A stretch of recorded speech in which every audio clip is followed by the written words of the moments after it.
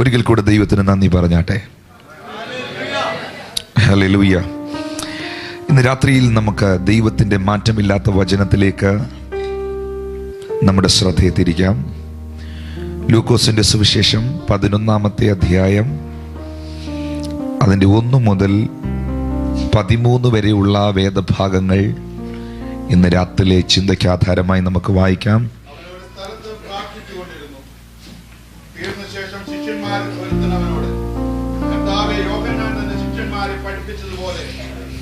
പ്രാർത്ഥിപ്പാൻ പഠിപ്പിക്കണമേ എന്ന് പറഞ്ഞു. അവൻ അവരോട് പറഞ്ഞത്, നിങ്ങൾ പ്രാർത്ഥിക്കുമ്പോൾ ചൊല്ലേണ്ടിയത്, സ്വർഗ്ഗസ്ഥനായ ഞങ്ങളുടെ പിതാവേ, നിന്റെ നാമം വിശുദ്ധീകരിക്കപ്പെടണമേ, നിന്റെ രാജ്യം വരണമേ, നിന്റെ ഇഷ്ടം സ്വർഗ്ഗത്തിലെ പോലെ ഭൂമിയിലും ആകണമേ. ഞങ്ങൾക്ക് ആവശ്യമുള്ള ആഹാരം ദിനംപ്രതി തരണമേ. ഞങ്ങളുടെ പാപങ്ങളെ ഞങ്ങളോട് ക്ഷമിക്കണമേ. ഞങ്ങൾക്ക് കടം പെട്ടിരിക്കുന്ന ഏവനോട് ഞങ്ങളും ക്ഷമിക്കുന്നു. ഞങ്ങളെ പരീക്ഷയിൽ കടത്തരുതേ, ദുഷ്ടങ്ങളിൽ നിന്ന് ഞങ്ങളെ വിടുവിക്കണമേ. പിന്നെയും അവൻ അവരോട് പറഞ്ഞത്, നിങ്ങളിൽ ആർക്കെങ്കിലും ഒരു സ്നേഹിതൻ ഉണ്ട് എന്നിരിക്കട്ടെ. അവൻ അർദ്ധരാത്രിക്ക് അവന്റെ അടുക്കൽ ചെന്ന്, സ്നേഹിത, എനിക്ക്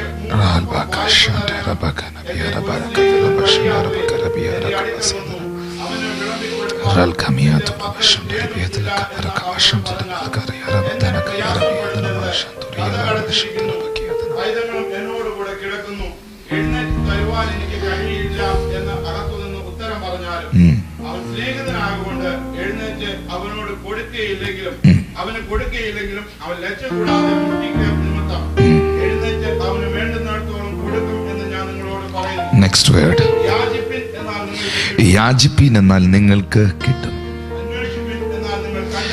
അന്വേഷിക്കുന്ന വ്യക്തിക്ക് കണ്ടെത്താൻ കഴിയും, മുട്ടുവീൻ എന്നാൽ നിങ്ങൾക്ക് തുറക്കും. കരങ്ങളെ ഉയർത്തി ദൈവത്തിന് നന്ദി പറയാം. വളരെ ദൈവസന്നിധിയിൽ പ്രാർത്ഥിക്കുമ്പോൾ ഇന്ന് രാത്രിയിൽ നിങ്ങൾക്ക് നൽകുവാനുള്ള സന്ദേശം പരിശുദ്ധാത്മാവിൻ്റെ കരങ്ങളിൽ ഏൽപ്പിച്ചതാണ്. ദൈവവചനത്തിൽ നിന്ന് പ്രാരംഭമായി വായിച്ചു കേട്ടത്. ദൈവവചനത്തിൻ്റെ മുൻപിൽ വിഭാഗീയതകളില്ല.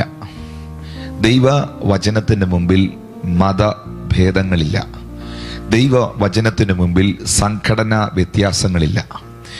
നമ്മൾ വായിച്ചു കേട്ട ഈ വചനത്തിന് മുൻപിൽ നമ്മൾ എല്ലാവരും തുല്യരാണ്. ദൈവവചനത്തിന് മാറ്റമില്ല, എന്നാൽ ദൈവവചനത്തിന് നമ്മിൽ മാറ്റം വരുത്താൻ കഴിയും. ദൈവവചനത്തെ രൂപാന്തരപ്പെടുത്തുവാൻ ഒരു മനുഷ്യർക്കും സാധ്യമല്ല, എന്നാൽ ദൈവവചനത്തിന് നമ്മിൽ രൂപാന്തരം വരുത്താൻ കഴിയും.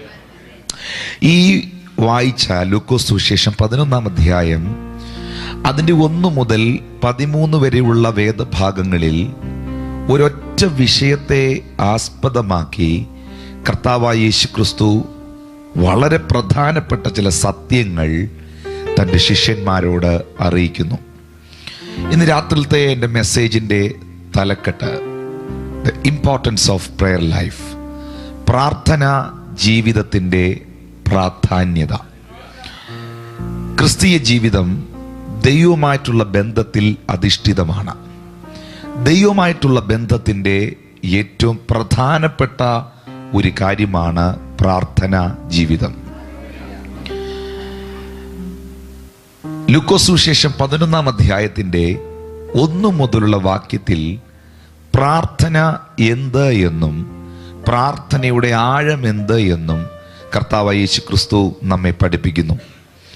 എനിക്ക് നന്നായി അറിയാം, ഈ ദോഹയിൽ ഒരുപാട് മീറ്റിങ്ങുകൾ നടക്കുന്നുണ്ട്. ഒരുപാട് അനുഗ്രഹീതരായ കർത്താവിൻ്റെ ദാസന്മാർ ഈ രാജ്യത്തിൽ കടന്നു വരുന്നുണ്ട്. ഇങ്ങനൊരു സ്വാതന്ത്ര്യം ആരാധനയ്ക്ക് നിങ്ങൾക്ക് ലഭിച്ചത് തന്നെ വലിയൊരു അനുഗ്രഹമാണ്. അനുഗ്രഹീതരായ അഭിഷിക്തന്മാരെ ഈ രാജ്യത്തിൽ കാലുകുത്തുവാൻ, ശുശ്രൂഷിക്കുവാൻ ദൈവം അവസരങ്ങൾ ഒരുക്കുന്നത് തന്നെ വലിയൊരു കാര്യമാണ്. എന്നാൽ ഓരോ മീറ്റിങ്ങുകളിലൂടെ നിങ്ങൾ ദൈവവചനം കേൾക്കുന്നു. ഇന്ന് രാത്രിയിലും വളരെ പ്രധാനപ്പെട്ടൊരു വിഷയം നമ്മൾ ഒന്നിച്ച് ചിന്തിക്കുന്നു. ഇതിനകത്ത് ഞാൻ ദൈവത്തിൽ നിന്ന് കേട്ട ശബ്ദം നിമിത്തവും കർത്താവ് എനിക്ക് നൽകുന്ന നിയോഗത്തിൽ ഞാൻ പറയാം, വലിയ സൗഖ്യങ്ങൾ, അത്ഭുതങ്ങളൊക്കെ ഇന്ന് രാത്രി എൻ്റെ നടുവിൽ നടക്കും. നിങ്ങളോട് വ്യക്തിപരമായി ഇന്ന് രാത്രി ദൈവം സംസാരിക്കും. നിങ്ങൾ ഏത് വിഷയത്തിലാണോ ഇന്ന് രാത്രി ഇവിടെ ഇരിക്കുന്നത്, അതിനകത്ത് കർത്താവ് ഇന്ന് രാത്രി ഒരു അത്ഭുതം ചെയ്തിരിക്കും. അത് വിശ്വസിക്കുന്നവർക്കായി ഞാൻ ദൈവത്തെ സ്തുതിക്കുന്നു. പക്ഷെ വചനം നമ്മൾ കേൾക്കുന്നത്, വചനം നമ്മൾ ക്രിയ ചെയ്യുവാൻ വേണ്ടിയാണ്. Price the Lord. എത്ര പേര് അത് ഏറ്റെടുക്കുന്നു എന്നുള്ളതാണ് ഏറ്റവും പ്രധാനപ്പെട്ട കാര്യം. കോഴഞ്ചേരിയിൽ ഒരു സ്ഥലത്തൊരു സുവിശേഷ യോഗം വന്നു. അപ്പോൾ ആ ഏരിയയിൽ താമസിക്കുന്നവർ എല്ലാവരും ഈ സുവിശേഷ യോഗത്തിന് പോകാൻ തയ്യാറായി. എന്നാൽ ആ സുവിശേഷ യോഗം നടക്കുന്ന ആ ഗ്രൗണ്ടിന് തൊട്ടു മുകളിൽ അവിടെ ബിസിനസ് നടത്തുന്ന ഒരു കുടുംബമുണ്ട്. അവർ ഇങ്ങനെയുള്ള മീറ്റിങ്ങുകളും പ്രസംഗങ്ങളും പ്രാർത്ഥനകളും ഒന്നും അധികം ഇഷ്ടപ്പെടുന്നവരല്ല. ഒരു പള്ളിയിലൊക്കെ പോകാറുണ്ട്, പക്ഷേ ഇങ്ങനെയുള്ള കൈയടിച്ച് പാടുക, ശബ്ദമുയർത്തി പ്രസംഗിക്കുക, ഇതിനോടൊന്നും വലിയ താല്പര്യമില്ല. അതവരുടെ കാര്യം. എന്നാൽ ഈ സുവിശേഷ യോഗം ഇവരുടെ വീടിന് തൊട്ട് താഴെ വന്നപ്പോൾ ആ വീട്ടിലെ മകൻ, അവന് ബിസിനസ്സാണ് അവിടെ. ബിസിനസ് എന്ന് പറഞ്ഞാൽ സൂപ്പർ മാർക്കറ്റ്, ഈ അരിയും പഞ്ചസാരയും ഗോതമ്പും ഒക്കെ തൂക്കി വിൽക്കുന്ന, കിലോ കണക്കിന് വിൽക്കുന്ന ഒരു കട, ഒരു ഷോപ്പ്. റോയിച്ചൻ പറഞ്ഞു അപ്പനോടും അമ്മയോടും, 2 പെങ്ങന്മാരുണ്ട്, പറഞ്ഞു സുവിശേഷ യോഗം നടക്കുകയല്ലേ നമ്മുടെ വീടിന് താഴെ, ഇന്ന് നേരത്തെ ഞാൻ കടയടയ്ക്കും 7 മണിക്ക്, എന്നിട്ട് ഞാൻ സുവിശേഷ യോഗം കേൾക്കാൻ പോകും. അപ്പനും അമ്മയും പെങ്ങന്മാരും പറഞ്ഞു, റോയി നീ ഒരു കാരണവശാലും സുവിശേഷ യോഗം കേൾക്കാൻ പോകരുത്, ഒരു കാരണവശാലും നീ അവിടേക്ക് പോകുകയോ ചെയ്യരുത്. അതെന്താ അങ്ങനെയെന്ന് വെച്ചാൽ എനിക്കറിയത്തില്ല. ഇവിടെ ഇപ്പോൾ ഒരു സിനിമാ താരങ്ങളുടെ ഒരു ഇവൻ്റ് ഇവിടെ വന്നാൽ ടിക്കറ്റ് എടുത്ത് ആൾക്കാർ പോവും. ഒരു സുവിശേഷയോഗം വെച്ച് വീടിൻ്റെ വാതിലിൽ വണ്ടി വിട്ടിട്ട് ഓൺ അടിച്ച ആൾ വരില്ല. എത്ര പേർക്ക് ഞാൻ ഈ പറഞ്ഞ മനസ്സിലാന്ന് എനിക്കറിയത്തില്ല. ഹല്ലേലൂയ. വണ്ടി കൊണ്ടുവന്ന് പറഞ്ഞാൽ വരില്ല. അതെന്താണെന്ന് ചോദിച്ചാൽ അതിൽ പിശാചിൻ്റെ ഒരു വലിയ തന്ത്ര. കാരണം ഇതിനകത്തൊന്ന് രക്ഷപ്പെടുമല്ലോ. അപ്പം ഇവനോട് പറഞ്ഞു, നീ ഒരു കാരണവശാലും സുവിശേഷ യോഗത്തിന് പോകരുത്, മീറ്റിങ്ങിന് പോകരുത്. കാരണം കള്ളു കുടിക്കാൻ പോകുന്നവൻ കള്ളു കുടിച്ചു തിരിച്ച് വീട്ടിൽ വരും. പാപം ചെയ്യാൻ പോകുന്നവൻ അത് ചെയ്ത് തിരിച്ച് വീട്ടിൽ വരും. പക്ഷെ സുവിശേഷ യോഗത്തിന് പോയി സത്യം അറിയുന്നവൻ തിരിച്ചു വരികയില്ല. ഇതാണ് പ്രശ്നം. ഇവനോട് ഒരു കാരണവശാലും പോകരുതെന്ന് പറഞ്ഞു. പക്ഷേ ഇവൻ എന്നാ ചെയ്തത്? അന്ന് 7 മണിക്ക് കടയടച്ച് ഇവൻ സുവിശേഷ യോഗത്തിന് പോയി. രാത്രി 11 മണിയായിട്ടും ആളിനെ കാണുന്നില്ല. അപ്പനും അമ്മയ്ക്കും പെങ്ങന്മാർക്കും ഭയങ്കര വിഷമായി. 11 മണിയായപ്പോൾ ആൾ തിരിച്ചു വന്നു. തിരിച്ച് വീട്ടിൽ വന്നപ്പോൾ പെങ്ങന്മാരും അമ്മയും അപ്പനും കൂടെ വട്ടം കൂടി ചോദിച്ചേടാ റോയിച്ചാ, നീ സുവിശേഷ യോഗം കേൾക്കാൻ പോയിട്ട് നിനക്ക് എന്നാ കിട്ടിയടാ? പുള്ളി പറഞ്ഞു, ഞാൻ കട്ടി മാറ്റി. എന്നാ? ഞാൻ കട്ടി മാറ്റി. അതാ പുള്ളി ഇത്ര ലേറ്റായി. 9 മണിക്ക് സുവിശേഷം കഴിഞ്ഞ് പുള്ളി വീണ്ടും കടയിൽ പോയി. കട തുറന്നു. ഈ പുള്ളിക്കാരൻ തൂക്കി വിൽക്കുന്ന ത്രാസിൻ്റെ അടിയിൽ ഒരു 100 ഗ്രാമിൻ്റെ കട്ടി എക്സ്ട്രാ വെയിറ്റ് പുള്ളി വെച്ചിട്ടുണ്ടായിരുന്നു. 1 കിലോ പഞ്ചസാര തൂക്കിയാൽ 900 ഗ്രാമേ തൂങ്ങത്തുള്ളൂ. 100 ഗ്രാം വെച്ച് ഡെയിലി വെട്ടിച്ചോണ്ടിരുന്ന, അങ്ങനെ 100 കണക്കിന് ആൾക്കാരെ വെട്ടിച്ചോണ്ടിരുന്ന. സുവിശേഷയോഗം കേട്ട് കഴിഞ്ഞപ്പോൾ പുള്ളിക്കൊന്നും മനസ്സിലായില്ലെങ്കിലും പുള്ളി പോയി കട്ടി മാറ്റി. എത്രയോ സുവിശേഷയോഗം ദോഹെ കഴിഞ്ഞു, കട്ടി മാറ്റിയോ? ഈ കട്ടി മാറ്റിയില്ല, ഇത് കേട്ടോണ്ട് എന്നാ ഗുണമെന്നാ എൻ്റെ ചോദ്യം. ഹല്ലേലൂയ. എത്ര യോഗം ഇവിടെ കഴിഞ്ഞു, എത്ര മീറ്റിംഗ് ഇവിടെ കഴിഞ്ഞു. മാറ്റേണ്ട കട്ടി മാറ്റിയില്ലെങ്കിൽ ഇത് കേട്ടോണ്ട് വലിയ പ്രയോജനമൊന്നുമില്ല. ഇന്ന് രാത്രിയിൽ ദൈവത്തിൻ്റെ മാറ്റമില്ലാത്ത വചനം നിങ്ങളിൽ രൂപാന്തരം ഉളവാക്കട്ടെ. ദൈവത്തിൻ്റെ മാറ്റമില്ലാത്ത വചനം നിങ്ങളിൽ ക്രിയ ചെയ്യട്ടെ. ദൈവത്തിൻ്റെ മാറ്റമില്ലാത്ത വചനം നിങ്ങളെ ക്രിസ്തുവിലേക്ക് നയിക്കട്ടെ. കരങ്ങളെ ഉയർത്തിച്ചേർന്ന് ദൈവത്തിന് സ്തോത്രം ചെയ്യാം. ഹല്ലേലൂയ. ലൂക്കോസ് സുവിശേഷം 11-ാം അധ്യായത്തിന്റെ 1-ാമത്തെ വാക്യം ശ്രദ്ധിക്കൂ. അവൻ ഒരു സ്ഥലത്ത് പ്രാർത്ഥിച്ചുകൊണ്ടിരുന്നു. ആരാണ് പ്രാർത്ഥിച്ചുകൊണ്ടിരുന്നത്? നമ്മുടെ കർത്താവായ Yeshu Kristu. The importance of prayer life, പ്രാർത്ഥനാ ജീവിതത്തിൻ്റെ പ്രാധാന്യത എന്ത് എന്ന് ഇന്ന് രാത്രിയിൽ നിങ്ങളെ പഠിപ്പിക്കണമെങ്കിൽ, ഈ കാര്യം ഇവിടെ പ്രസ്താവിക്കണമെങ്കിൽ ഏറ്റവും നല്ല മോഡൽ യേശു ക്രിസ്തുവാണ്. അവൻ ഒരു സ്ഥലത്ത് പ്രാർത്ഥിച്ചു കൊണ്ടിരുന്നു. അപ്പോൾ നാം അനുഗമിക്കുന്ന, നാം അനുസരിക്കുന്ന, നാം ആരാധിക്കുന്ന യേശു പ്രാർത്ഥിക്കുന്നവനായിരുന്നു. ആരാണ് നമ്മുടെ മാതൃക? ആരാണ് നമ്മുടെ മോഡൽ?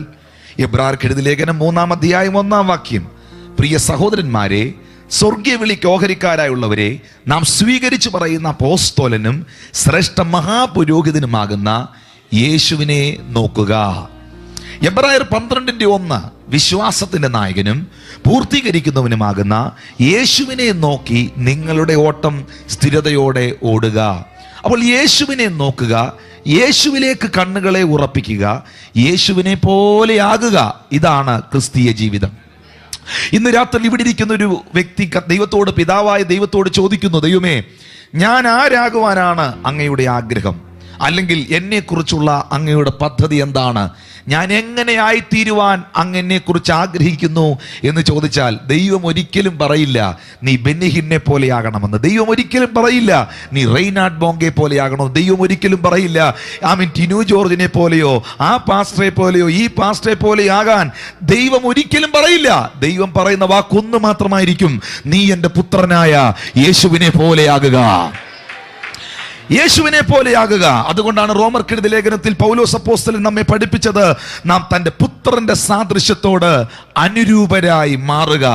യേശുവിനെ പോലെയാകുവാനാണ് കർത്താവ് നമ്മെ വിളിച്ചിരിക്കുന്നത്.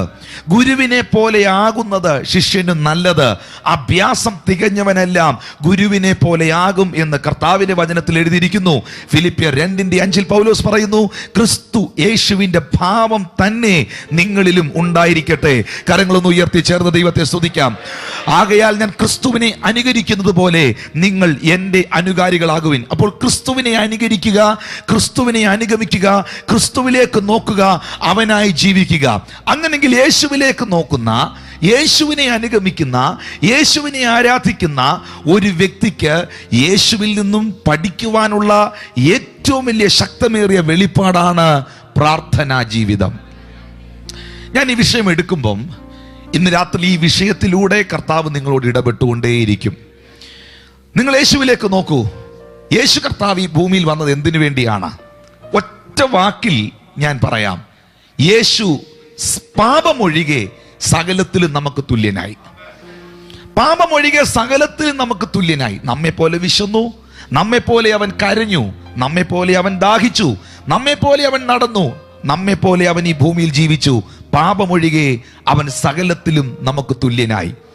യേശു കർത്താവ്, ഈ പദം മറക്കാതിരിക്കുക, ഹൃദയത്തിൽ കുറിക്കുക. യേശു കർത്താവ് നമ്മെ പോലെ ആയത് നാം അവനെ പോലെ ആകുവാനാണ്. യേശു നമ്മെ പോലെയായി മാറിയത് നാം അവനെ പോലെയാകുവാനാണ്. അപ്പോൾ നാം അവനെ പോലെയാകുന്ന ജീവിതമാണ് ക്രിസ്തീയ ജീവിതം. ആദ്യം അന്ത്യോക്യയിൽ വെച്ച് ശിഷ്യന്മാർക്ക് ക്രിസ്ത്യാനികൾ എന്ന പേർ ലഭിച്ചത് ക്രിസ്തുവിന്റെ ഭാവം അവരിൽ കണ്ടതുകൊണ്ടാണ്. കരങ്ങളെ ഒന്ന് ഉയർത്തി ചേർന്ന് ദൈവത്തിന് സ്തോത്രം ചെയ്യാം. ഹല്ലേലൂയ. അപ്പോൾ യേശു കർത്താവിന്റെ ലൈഫ് മുഴുവൻ പ്രാർത്ഥനയായിരുന്നു. തന്റെ 30ാമത്തെ തിരുവയസ്സിൽ യോർദാന്റെ നദിയിൽ യോഹന്നാന്റെ കൈക്കീഴിൽ യേശു കർത്താവ് സ്നാനമേൽക്കുവാൻ നിൽക്കുന്ന രംഗം നിങ്ങളുടെ ഹൃദയത്തിൽ നിങ്ങൾ കൊണ്ടുവരൂ. വിശുദ്ധ ബൈബിളിൽ എഴുതിയിരിക്കുന്നു, യോഹന്നാന്റെ കൈക്കീഴിൽ സ്നാനമേറ്റ ദൈവപുത്രനായ യേശു പ്രാർത്ഥിക്കുമ്പോൾ, ആ പദം ഒന്നും കൂടെ ഞാൻ ആവർത്തിക്കട്ടെ, അവൻ സ്നാനം ഏറ്റ് പ്രാർത്ഥിക്കുമ്പോൾ സ്വർഗം തുറന്നു. പരിശുദ്ധാത്മാവ് പ്രാവന്ന രൂപേണ അവന്റെ മേൽ ഇറങ്ങി വന്നു. ഇന്ന് രാത്രിയിലും പ്രാർത്ഥിക്കുന്നവന്റെ മുൻപിൽ സ്വർഗം തുറക്കുന്നു. പ്രാർത്ഥിക്കുന്നവന് വേണ്ടി സ്വർഗം തുറക്കുന്നു. രണ്ടാമതായി ശ്രദ്ധിക്കൂ, പ്രാർത്ഥിക്കുന്നവന്റെ മേൽ പരിശുദ്ധാത്മാവ് വരുന്നു. ഹല്ലേലൂയ. അവൻ പ്രാർത്ഥിക്കുമ്പോൾ സ്വർഗം തുറന്നു, പരിശുദ്ധാത്മാവ് പ്രാവന്ന രൂപേണ അവന്റെ മേൽ ഇറങ്ങി വന്നു. എന്നെ കേൾക്കുന്ന മാന്യ സഹോദരങ്ങളെ, അവിടെ തൊട്ട് താഴത്തെ വാക്യത്തിൽ എഴുതിയിരിക്കുന്നു, അവൻ തന്റെ പ്രവൃത്തി ആരംഭിക്കുമ്പോൾ അവന് 30 വയസ്സായിരുന്നു. അപ്പോൾ യേശു കർത്താവ് തന്റെ പ്രവൃത്തി ആരംഭിച്ചത് പ്രാർത്ഥനയിലാണ്. പ്രാർത്ഥനയിലാണ് കർത്താവ് തന്റെ പ്രവൃത്തി ആരംഭിച്ചത്. ക്രിസ്തീയ ജീവിതത്തിന്റെ ആഴങ്ങളിലേക്ക് ഇന്ന് രാത്രി നാം ഈ വചനത്തിലൂടെ ഇറങ്ങുമ്പോൾ ഒരു കാര്യം നിങ്ങൾ മനസ്സിലാക്കുക, പ്രാർത്ഥനയിൽ ആരംഭിക്കുന്നതൊന്നും പരാജയപ്പെടാൻ ദൈവം അനുവദിക്കില്ല.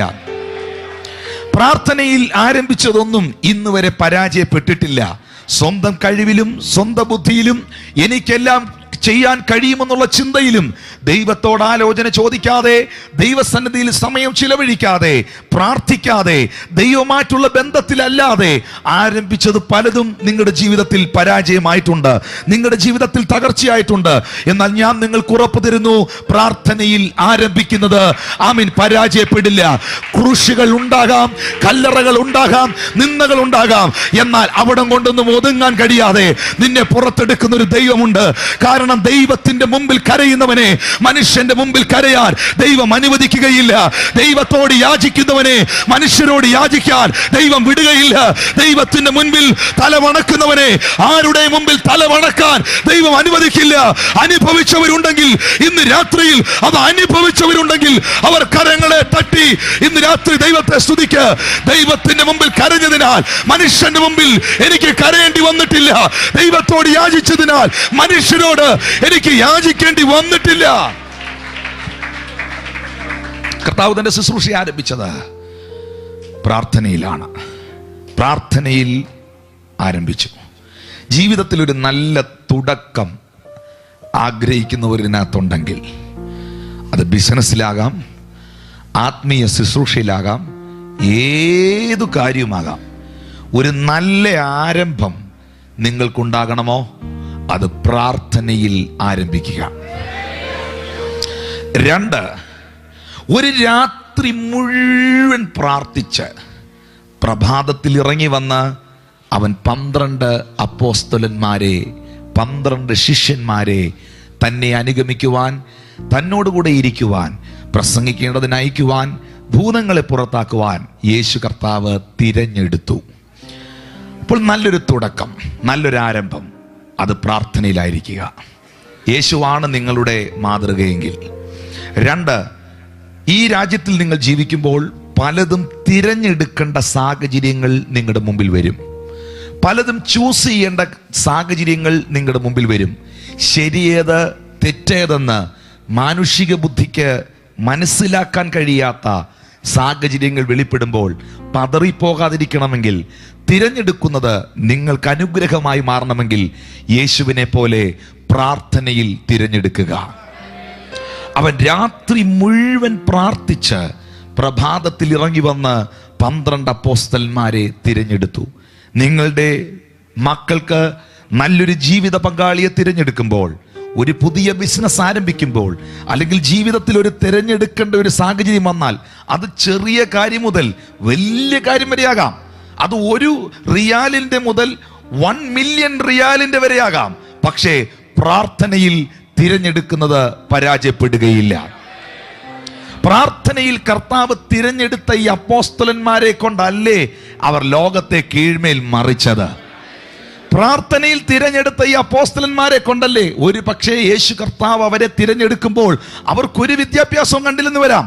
അപ്പോസ്തലനായ പത്രോസ് സാമാന്യനായിരുന്നു, വിദ്യാഭ്യാസം ഇല്ലാത്തവനായിരുന്നു. പക്ഷേ കർത്താവ് അവനെ തിരഞ്ഞെടുത്തു. ഇന്ന് പത്രോസിന്റെ ലേഖനം PhD എടുക്കുന്നവരുണ്ട്. പത്രോസിനെ കുറിച്ച് പഠിച്ച് പത്രോസിന്റെ ലേഖനം PhD എടുത്ത സുഹൃത്തുക്കൾ എനിക്കുണ്ട്. പക്ഷേ പത്രോസിന് PhD ഇല്ലായിരുന്നു. എത്ര പേർക്ക് ഞാൻ ഈ പറഞ്ഞത് മനസ്സിലാവുന്നു? ഹല്ലേലൂയ. കർത്താവ് തിരഞ്ഞെടുത്തവർ അസാധാരണക്കാരായി മാറി. ഈ ലോകത്തിലെ ഒരു മനുഷ്യൻ നിങ്ങളെ തിരഞ്ഞെടുക്കുമ്പോൾ നിങ്ങൾ ആരാണെന്ന് നോക്കിയാണ് തിരഞ്ഞെടുക്കുന്നത്. ഒരു ഇന്റർവ്യൂവിന് ചെല്ലുമ്പോൾ ആ കമ്പനിയിലേക്ക്, ആ ഷോപ്പിലേക്ക്, ആ ഫാക്ടറിയിലേക്ക് നിങ്ങളെ തിരഞ്ഞെടുക്കുമ്പോൾ ഇന്നത്തെ നിങ്ങളുടെ വിദ്യാഭ്യാസം, നിങ്ങളുടെ അനുഭവങ്ങൾ, എക്സ്പീരിയൻസ്, ഇത് മുഴുവൻ നോക്കി നിങ്ങൾ ആരാണെന്ന് നോക്കിയാണ് ഈ ലോകത്തിൽ മനുഷ്യൻ നിങ്ങളെ തിരഞ്ഞെടുക്കുന്നേ. എന്നാൽ ദൈവം നമ്മെ തിരഞ്ഞെടുത്തത് നമ്മൾ ആരാണെന്ന് നോക്കിയല്ല, നമ്മളെ ആരാക്കാമെന്ന് നോക്കിയാണ്. മനസ്സിലായവർക്കായി ഞാൻ ദൈവത്തെ സ്തുതിക്കുന്നു. നമ്മൾ ആരാണെന്ന് നോക്കിയല്ല ദൈവം നമ്മളെ തിരഞ്ഞെടുത്തത്, നമ്മെ ആരാക്കാമെന്ന് നോക്കിയാണ്. ജീവിതത്തിൽ തിരഞ്ഞെടുക്കേണ്ട സാഹചര്യങ്ങൾ വരുമ്പോൾ എൻ്റെ മാന്യ സഹോദരങ്ങളെ മനസ്സിലാക്കൂ, യേശുവിനെ നോക്കി പഠിക്കൂ. അവൻ ഒരു രാത്രി മുഴുവൻ പ്രാർത്ഥനയിൽ സമയം ചിലവഴിച്ച് 12 അപ്പോസ്തലന്മാരെ കർത്താവ് തിരഞ്ഞെടുത്തു. അപ്പോൾ നല്ലൊരു തുടക്കം അത് പ്രാർത്ഥനയിലായിരിക്കണം. തിരഞ്ഞെടുക്കേണ്ട സാഹചര്യങ്ങൾ വരുമ്പോൾ അത് പ്രാർത്ഥനയിൽ തിരഞ്ഞെടുക്കണം. മൂന്നാമതായി കർത്താവായ യേശു ക്രിസ്തു രാത്രി മുഴുവൻ പ്രാർത്ഥിച്ച് അവൻ സമഭൂമിയിൽ ഇറങ്ങി നിന്ന് അന്ധന്മാർക്ക് കാഴ്ചയും ചെകിടന്മാർക്ക് കേൾവിയും കൊടുത്തു. അവൻ ഊമരെ സംസാരിപ്പിച്ചു. അത്ഭുതങ്ങൾ കർത്താവ് ചെയ്തു. യേശു കർത്താവ് പ്രവർത്തിച്ചത് പ്രാർത്ഥനയിൽ ശക്തിയാർജിച്ചാണ്. യേശു കർത്താവ് തന്റെ ശുശ്രൂഷ തുടങ്ങിയത് പ്രാർത്ഥനയിലാണ്. യേശു കർത്താവ് ശിഷ്യന്മാരെ തിരഞ്ഞെടുത്തത് പ്രാർത്ഥനയിലാണ്. യേശു കർത്താവ് പ്രവർത്തിച്ചത് പ്രാർത്ഥനയിലാണ്. തൻ്റെ ജീവിതത്തിൽ തനിക്ക് താങ്ങുവാൻ കഴിയുന്നതിലും അപ്പുറമായൊരു വ്യഥ കടന്നു വന്നപ്പോൾ, ഒരു ഭാരം കടന്നു വന്നപ്പോൾ, തൻ്റെ ശരീരത്തിൽ നിന്ന് വിയർപ്പൊഴുകുന്നത് പോലെ രക്തമൊഴുകുന്ന സാഹചര്യം വന്നപ്പോൾ തിരുവെടുത്ത് പറയുന്നു, ഒരു കല്ലേറ് ദൂരത്തോളം വാങ്ങിപ്പോയി അവൻ മുട്ടുകുത്തി പിതാവിനോട് പ്രാർത്ഥിച്ചു. ഞാൻ നിങ്ങളോട് ചോദിക്കട്ടെ, ജീവിതത്തിൽ എനിക്കും നിങ്ങൾക്കും കൈകാര്യം ചെയ്യുവാൻ കഴിയാത്ത, മനസ്സ് തകർത്ത് കളയുന്ന വിഷയങ്ങളും സാഹചര്യങ്ങളും മുമ്പിൽ വരുമ്പോൾ യേശുവിനെ നോക്കൂ. ആ വിഷയങ്ങളെ യേശു കർത്താവ് കൈകാര്യം ചെയ്തത് പ്രാർത്ഥനയിലൂടെയാണ്. ഇന്ന് രാത്രി ഞാൻ വാസ്തവമായി പറയുന്നു, എന്റെയും നിങ്ങളുടെയും പ്രാർത്ഥനാ മുറിയിൽ തീരാത്ത ഒരു പ്രശ്നവും ഇപ്പോഴില്ല. മനസ്സിലാകുന്നവർക്കായി ഞാൻ ദൈവത്തെ സ്തുതിക്കുന്നു. എന്റെയും നിങ്ങളുടെയും പ്രാർത്ഥനാ മുറിയിൽ തീരാത്ത ഒരു വിഷയങ്ങളും ഇപ്പോൾ വരെ നിങ്ങൾക്കില്ല. അത് മനസ്സിലാകുന്നവർക്കായി ഞാൻ ദൈവത്തെ സ്തുതിക്കുന്നു. നോക്കൂ, പ്രാർത്ഥനയിൽ കർത്താവ് ആരംഭിച്ചു. പ്രാർത്ഥനയിൽ യേശു തിരഞ്ഞെടുത്തു. പ്രാർത്ഥിച്ച് യേശു പ്രവർത്തിച്ചു. പ്രാർത്ഥനയിലൂടെ പ്രതിസന്ധികളെ യേശു ഫേസ് ചെയ്തു, അഭിമുഖീകരിച്ചു. തൻ്റെ ആത്മാവിനെ പിതാവിൻ്റെ കയ്യിൽ ഏൽപ്പിച്ചു. ഇപ്പോൾ the year of 2014, ഈ വർഷം, ഇപ്പോൾ ഈ ഫെബ്രുവരി മാസം, ഇപ്പോൾ റൈറ്റ് നൗ യേശു എന്നാ ചെയ്യുക? ഇപ്പോൾ കർത്താവ് എന്നാ ചെയ്യുക? ഈ മിനിറ്റിൽ യേശു എന്നാ ചെയ്തുകൊണ്ടിരിക്കുക? ഇപ്പോഴും അവൻ പിതാവിന്റെ വലത്ത് ഭാഗത്ത് എനിക്കും നിങ്ങൾക്കും വേണ്ടി പ്രാർത്ഥിച്ചുകൊണ്ടിരിക്കുന്നു.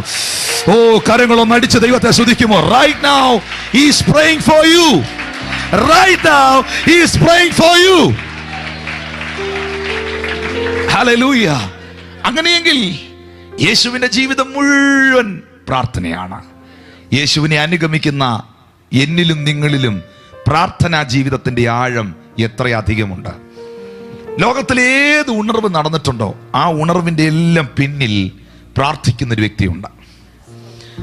കർത്താവിന്റെ കൃപയാൽ ലോകത്തിൽ നടന്ന പല ഉണർവുകൾ നടന്ന സ്ഥലങ്ങളും നേരിൽ പോയി കാണുവാനും അവിടെ ചെന്ന് അവിടെ നടന്ന ദൈവപ്രവർത്തികളെ കുറിച്ച് അറിയുവാനുമുള്ള ഒരു ചെറിയ അനുഭവം കർത്താവിന്റെ ജീവിതത്തിൽ നൽകി. പെന്തക്കോസ്ത് ഉണർവിന് ശേഷം ഏറ്റവും ശക്തമായ ഉണർവ് നടന്ന സ്ഥലമാണ് അമേരിക്കയിൽ കാലിഫോർണിയയിലുള്ള അസൂസ സ്ട്രീറ്റ്. രണ്ടാമത് ഉണർവ് നടന്ന സ്ഥലമാണ് വെയിൽസ്. ഈ രണ്ട് സ്ഥലവും നേരിൽ പോയി കാണുവാൻ, ആ ഉണർവ് നടന്ന സ്ഥലങ്ങൾ ചെന്ന് നിന്ന് അവിടെ നിന്ന് പ്രാർത്ഥിക്കുവാൻ ദൈവം അവസരമൊരുക്കി. കാലിഫോർണിയയിൽ അസൂസ സ്ട്രീറ്റിൽ ഞങ്ങൾ കടന്നു ചെല്ലുമ്പോൾ ആ ഉണർവിനെ കുറിച്ച് ഞങ്ങളെ നയിച്ച ആ ഇംഗ്ലീഷുകാരിയായ വനിത ഞങ്ങളോട് പറഞ്ഞു, വില്യം സെ മോർ എന്ന ദൈവദാസനിലൂടെയാണ് അസൂസ സ്ട്രീറ്റിലെ ഉണർവ് ആരംഭിച്ചത്. ഒരു കണ്ണിന് മാത്രം കാഴ്ചയുള്ള, അന്നത്തെ കാലത്ത് അമേരിക്കക്കാർക്ക് മാത്രം സ്വാധീനമുള്ള ബ്ലാക്സിനെ, കറമ്പന്മാരെന്ന് വിളിക്കപ്പെടുന്നവരെ അവരെ അംഗീകരിക്കാത്ത സമയത്ത് ആഫ്രിക്കൻ വംശജനായ വില്യം സെ മോർ, ഒരു കണ്ണിന് കാഴ്ചയുള്ള വില്യം സെ മോർ ആ അമേരിക്കൻ രാജ്യത്തിൽ ചെന്നു. ഒറ്റ ബൈബിൾ കോളേജിലും തന്നെ എടുത്തില്ല. ഒറ്റ ബൈബിൾ കോളേജിലും തനിക്ക് ആപ്ലിക്കേഷൻ കൊടുക്കുകയോ തന്നെ സ്വീകരിക്കുകയോ ചെയ്തില്ല. എന്നാൽ ഒരു ബൈബിൾ കോളേജിൽ താൻ ചെന്ന് അവിടുത്തെ ഡീക്കണെ കണ്ടിട്ട് പറഞ്ഞു, സാർ, ഈ ബൈബിൾ കോളേജിൽ നിങ്ങൾ ക്ലാസ് എടുക്കുമ്പോൾ എന്നെ അകത്തിരുത്തണ്ട. കാരണം ഇംഗ്ലീഷുകാർക്ക് പ്രാധാന്യം നിലനിൽക്കുന്ന, പ്രാമുഖ്യം നിലനിൽക്കുന്ന ഒരു സമയമാണ്. ഇതിന്റെ കഥക് തുറന്നിട്ട് വെളിയിൽ ഒരു കസാരയിട്ട് ഞാൻ ബൈബിൾ പഠിച്ചോളാം. വില്യം സെ മോർ പ്രാർത്ഥനാ ജീവിതത്തെക്കുറിച്ച് ദൈവവചനത്തിലൂടെ ഏറ്റവും പ്രത്തിരുന്ന് പഠിച്ചു. അദ്ദേഹത്തിന്റെ സുഹൃത്തായ ബോണി ബെയർ എന്ന ദൈവദാസന്റെ ഒരു സഹോദരന്റെ ഒരു വീട് താൻ വാടകയ്ക്ക് എടുത്തു. ആ വീട്ടിൽ താൻ പ്രാർത്ഥന ആരംഭിച്ചു. നിങ്ങൾ കേൾക്കുക, ആ വീട്ടിൽ ചെന്ന് പ്രാർത്ഥിക്കുവാൻ, ബോണി ബെയറിന്റെ വീട്ടിൽ ചെല്ലുവാൻ, അദ്ദേഹം വായിച്ച പിയാനോ ഒക്കെ കാണുവാൻ ദൈവം സഹായിച്ചത് നേരിട്ട് കണ്ട കാര്യമാണ്. പെന്തക്കോസ്ത് ഉണർവിന് ശേഷം ഏറ്റവും ശക്തമായ ഉണർവായിരുന്നു അസൂസ സ്ട്രീറ്റിൽ നടന്ന ഉണർവ്. ആ സ്ട്രീറ്റിൽ ചെല്ലുമ്പോൾ ഇന്നും ആ വീട് അവിടെ ഉണ്ട്. ഒരു ജാപ്പനീസ് കമ്പനി അതിനെ റിസോർട്ടാക്കി മാറ്റുവാൻ തീരുമാനിച്ചപ്പോൾ ദൈവത്തിന്റെ പ്രവൃത്തി അവിടെ വെളിപ്പെട്ടു. അത് വാങ്ങുവാൻ തീരുമാനിച്ച ആൾക്ക് രാത്രിയിൽ ദർശനമുണ്ടായി. അദ്ദേഹം ക്രിസ്തുവിലായി. ഇന്ന് ആ വീട് വിലയ്ക്ക് വാങ്ങി, ആ വീട് വിലയ്ക്ക് വാങ്ങി ഇട്ടിരിക്കുന്നത്, ഉപയോഗിക്കുന്നത് കർത്താവിന്റെ ദാസൻ പാസ്റ്റർ ബെന്നിഹിനാണ്. അദ്ദേഹം ഉപവസിക്കുന്നതും പ്രാർത്ഥിക്കുന്നതും രഹസ്യമായി വന്നിരിക്കുന്നതെല്ലാം ആ വീട്ടിലാണ്. Price the Lord. നോക്കുക, ഈ ഭവനത്തിൽ ഞങ്ങൾ ചെല്ലുമ്പോൾ ആ വനിത ഞങ്ങളോട് പറയുന്നു, അദ്ദേഹത്തിന്റെ വീടിന്റെ സിറ്റ് ഔട്ടിൽ പിയാനോ എടുത്തു വെച്ച് താൻ പാടി പ്രാർത്ഥിച്ചുകൊണ്ടിരിക്കുമ്പോൾ റോഡിലൂടെ നടന്നു പോകുന്നവർ സൗഖ്യം പ്രാപിക്കാൻ തുടങ്ങി. റോഡിലൂടെ നടന്നു പോകുന്നവർ വിടുതൽ പ്രാപിക്കാൻ തുടങ്ങി. വരുന്നവരോടെ നിൽക്കാൻ തുടങ്ങി. അങ്ങനെ അദ്ദേഹത്തിന്റെ വീടിന്റെ സിറ്റ് ഔട്ട് പ്ലാറ്റ്ഫോമും റോഡ് ചർച്ചുമായി. എത്ര പേർക്ക് ഞാൻ ഈ പറയുന്നത് മനസ്സിലാകുന്നു? ഹല്ലേലൂയ. നൂറുകണക്കിന് രോഗികൾ സൗഖ്യമാകാൻ തുടങ്ങി. ആ ഉണർവ് വർദ്ധിച്ചു. ഒടുവിൽ അത് ഒരു കന്നുകാലിപ്പുരയിലേക്ക് മാറ്റി. ആയിരങ്ങളായി, പതിനായിരങ്ങളായി വർദ്ധിച്ചു. രാവിലെ തുടങ്ങുന്ന മീറ്റിംഗ് പിറ്റേ ദിവസം വെളുപ്പിനെ പോലും തീരാത്ത കർമ്മത്തിലേക്ക് ദൈവപ്രവർത്തികൾ വെളിപ്പെടാൻ തുടങ്ങി. ആ വനിത ഞങ്ങളോട് പറയുകയാണ്, അന്ന് രാത്രികളിൽ ആ മീറ്റിംഗ് നടക്കുന്ന സമയത്ത് രാത്രിയിലത്തെ യോഗം കഴിഞ്ഞ് ജനം ആത്മാവിന്റെ ലഹരിയിലാണ് വീട്ടിലേക്ക് പോകുന്നത്. ആത്മാവിന്റെ ലഹരിയിൽ അന്യഭാഷ പറഞ്ഞ് സ്തോത്രം, അവർക്ക് തന്നെ അവരെ നിയന്ത്രിക്കാൻ കഴിയാത്ത നിലയിൽ അവർ റോഡിലൂടെ നടന്നു പോകുമ്പോൾ പോലീസുകാർ അവരെ പിടിച്ചു നിർത്തി മദ്യപിച്ചിട്ടുണ്ടെന്ന് അവരുടെ മേൽ കുറ്റം ചുമത്തി അവരെ അറസ്റ്റ് ചെയ്യുക പതിവായിരുന്നു. എന്നാൽ ഈ ആത്മാവിന്റെ ലഹരിയിൽ യോഗം കഴിഞ്ഞ് മടങ്ങിപ്പോകുന്നവരെ പോലീസുകാർ പിടിച്ച് വണ്ടിക്കകത്തിടുമ്പോൾ വാഹനത്തിലിരിക്കുന്ന പോലീസുകാർ അഭിഷേകം പ്രാപിക്കാൻ തുടങ്ങി. ഹല്ലേലൂയ. വാഹനത്തിലിരിക്കുന്ന പോലീസ് ഉദ്യോഗസ്ഥരുടെ മേൽ ദൈവശക്തി വ്യാപരിക്കാൻ തുടങ്ങി. ബോണി ബെയറിന്റെ വീട്ടിലിരുന്നുകൊണ്ട് വില്യം സേമോർ പ്രാർത്ഥിക്കുമ്പോൾ ആ വീടിന്റെ മേൽക്കൂരയ്ക്ക് തീ പിടിക്കുന്ന കാഴ്ച പലപ്പോഴും ദേശനിവാസികൾ കണ്ടു. ഫയർഫോഴ്സ് ഒന്ന് തീ അണയ്ക്കാൻ നോക്കുമ്പോൾ വെള്ളമൊഴിച്ചാൽ കെടാത്തൊരു തീയായതുകൊണ്ട് അതിനെ അണയ്ക്കാൻ അവർക്ക് കഴിഞ്ഞില്ല. അസൂസ സ്ട്രീറ്റിൽ നടന്ന ഉണർവിന്റെ പിന്നിൽ പ്രാർത്ഥിക്കുന്ന ഒരു വില്യം സേമോർ ഉണ്ടായിരുന്നു. വെയിൽസിൽ നടന്ന ഉണർവിന്റെ പിന്നിൽ പ്രാർത്ഥിക്കുന്ന ഒരു അഭിഷിക്തൻ ഉണ്ടായിരുന്നു. ലോകത്തിൽ വളരുന്ന സഭകൾ എടുത്തു നോക്ക്. വളർന്ന എല്ലാ സഭകളുടെയും പിന്നിൽ പ്രാർത്ഥിക്കുന്ന ഒരു കൂട്ടമുണ്ടായിരുന്നു. അനുഗ്രഹിക്കപ്പെട്ട ഒരു വീടെടുത്തു നോക്ക്. ദൈവത്താൽ അനുഗ്രഹിക്കപ്പെട്ട, തകർച്ചയിൽ നിന്ന് ഉയർച്ച പ്രാപിച്ച, സമൂഹത്തിൽ മാന്യതയോടെ ജീവിക്കുന്ന, തകർന്നു പോകുമെന്ന് വിധിയെഴുതിയ സമൂഹത്തിന് നടുവിൽ ഇന്ന് തല ഉയർത്തി നിൽക്കുന്ന ഒരു വീട് നിങ്ങൾ എടുത്തു നോക്ക്. ആ വീട്ടിൽ പ്രാർത്ഥിക്കുന്ന ഒരു വ്യക്തി ഉണ്ടാകും. ഹല്ലേലൂയ. ഇന്ന് പകലിൽ എത്ര പേർ വിളിച്ചു പറയും, ദൈവം പ്രാർത്ഥിക്കുന്നവന്റെ ദൈവമാണ്, ദൈവം പ്രാർത്ഥിക്കുന്നവന്റെ ദൈവമാണ്. ഞാൻ അബ്രഹാമിന്റെയും ഇസ്ഹാക്കിന്റെയും യാക്കോബിന്റെയും ദൈവം, യാബോക്കിന്റെ കടവിൽ മൽപിടിച്ച പ്രാർത്ഥിച്ച യാക്കോബിന്റെ പേരിൽ ദൈവം അറിയപ്പെടാൻ ആഗ്രഹിക്കുന്നു. ദൈവദാസനെ, പ്രാർത്ഥിക്കുന്നവന്റെ പേരിൽ ദൈവം അറിയപ്പെടാൻ ആഗ്രഹിക്കുന്നു. മനസ്സിലാകുന്നവർക്കായി ഞാൻ ദൈവത്തെ സ്തുതിക്കുകയാണ്. യാബോക്കിന്റെ കടവിൽ ദൈവസന്നിധിയിൽ രാപ്പകലോളം പ്രാർത്ഥിച്ച ഒരു യാക്കോബിന്റെ പേരിൽ ഇന്നും ദൈവം അറിയപ്പെടുന്നു. ഒരു പ്രസംഗകന്റെ പേരിൽ ദൈവം അറിയപ്പെടുന്നില്ല. സ്തോത്രം. ഒരു രോഗശാന്തി വരപ്രാപ്തന്റെ പേരിൽ ദൈവം അറിയപ്പെടുന്നില്ല. ദൈവം പറയുന്നു, ഞാൻ യാക്കോബിന്റെ പേരിൽ അറിയപ്പെടാൻ ആഗ്രഹിക്കുക, ഞാൻ പ്രാർത്ഥിക്കുന്നവന്റെ പേരിൽ അറിയപ്പെടാൻ ആഗ്രഹിക്കുക. ദൈവം ഇന്നും പ്രാർത്ഥിക്കുന്നവന്റെ ദൈവമാണ്. കരങ്ങൾ ഉയർത്തിച്ചേർന്ന് ദൈവത്തെ സ്തുതിക്കാം. എന്നെ കേൾക്കുന്ന സഹോദരങ്ങളെ, ഇങ്ങനെ പ്രാർത്ഥിക്കുന്ന യേശു കർത്താവിനോട് ശിഷ്യന്മാർ ചോദിക്കുകയാണ്, ഗുരു, നീ ഞങ്ങളെയും കൂടെ പ്രാർത്ഥിക്കാൻ പഠിപ്പിക്കണം. മാത്സ് അറിയാവുന്നവനെ മാത്സ് പഠിപ്പിക്കാൻ ഒക്കൂ, കെമിസ്ട്രി അറിയാവുന്നവനെ കെമിസ്ട്രി പഠിപ്പിക്കാൻ ഒക്കൂ, അറബിക്ക് അറിയാവുന്നവനെ അറബിക്ക് പഠിപ്പിക്കാൻ ഒക്കൂ. പ്രാർത്ഥിക്കുന്നവന് മാത്രമേ പ്രാർത്ഥനയെക്കുറിച്ച് പഠിപ്പിക്കാൻ ഒക്കൂ. പ്രാർത്ഥിക്കുന്നവന് മാത്രമേ പ്രാർത്ഥനാ ജീവിതത്തെക്കുറിച്ച് പറയാൻ ഒക്കൂ. കരങ്ങളെ ഉയർത്തി ചേർന്ന് ദൈവത്തെ സ്തുതിക്കാം. നീ ഞങ്ങളെ പ്രാർത്ഥിക്കാൻ, നിങ്ങൾ ആ വാക്ക്, ആ ചിന്തയിലോട്ടൊന്ന് കൊണ്ടുവരണം. എത്ര അത്ഭുതങ്ങളാണ് ഈ ശിഷ്യന്മാർ യേശുവിലൂടെ കാണുന്നത്.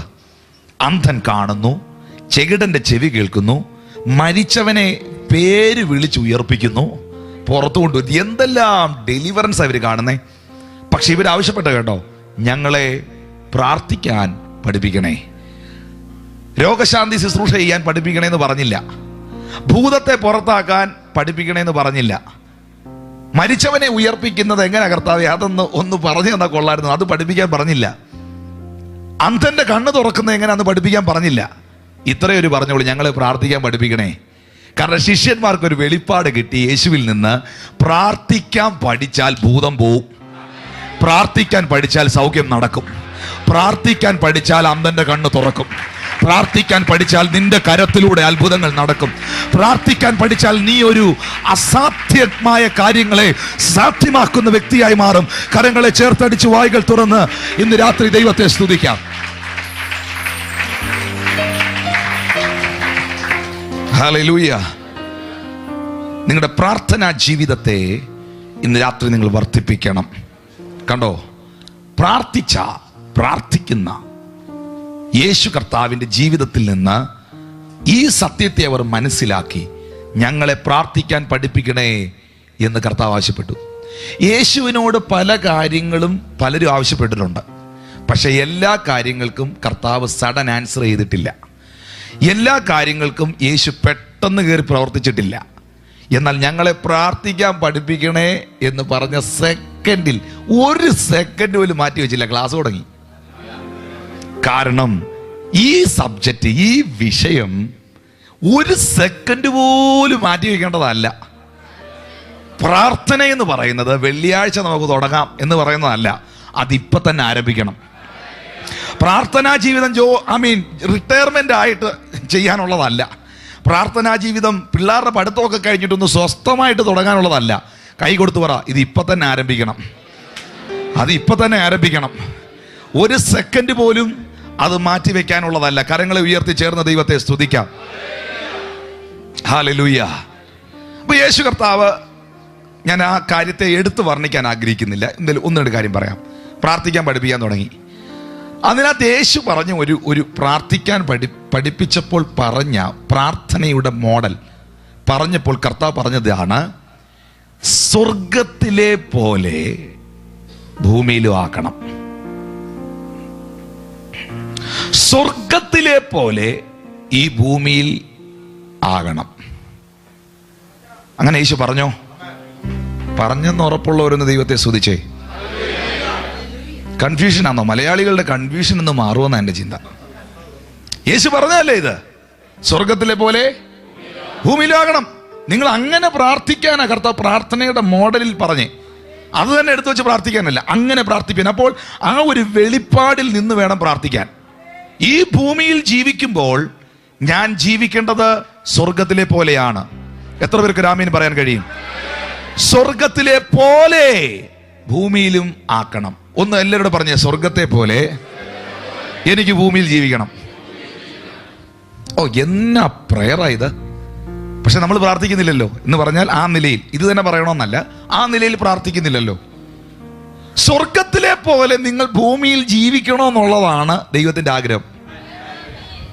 സ്വർഗത്തിൽ നടുവേദനയില്ല,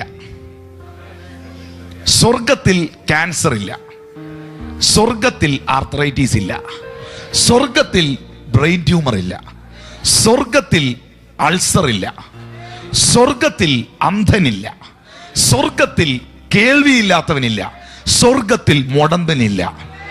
അങ്ങനെങ്കിൽ സ്വർഗത്തിലെ പോലെ ഈ ഭൂമിയിലുമാക്കാൻ കർത്താവ് ധൈര്യമായി പ്രാർത്ഥിക്കാൻ പറഞ്ഞെങ്കിൽ, ഇല്ലീഗലായി നിന്നിൽ കയറിയിരിക്കുന്ന രോഗാത്മാവിനോട് കരങ്ങളൊന്ന് അടിച്ചു ചേർന്ന് ഇല്ലീഗലായി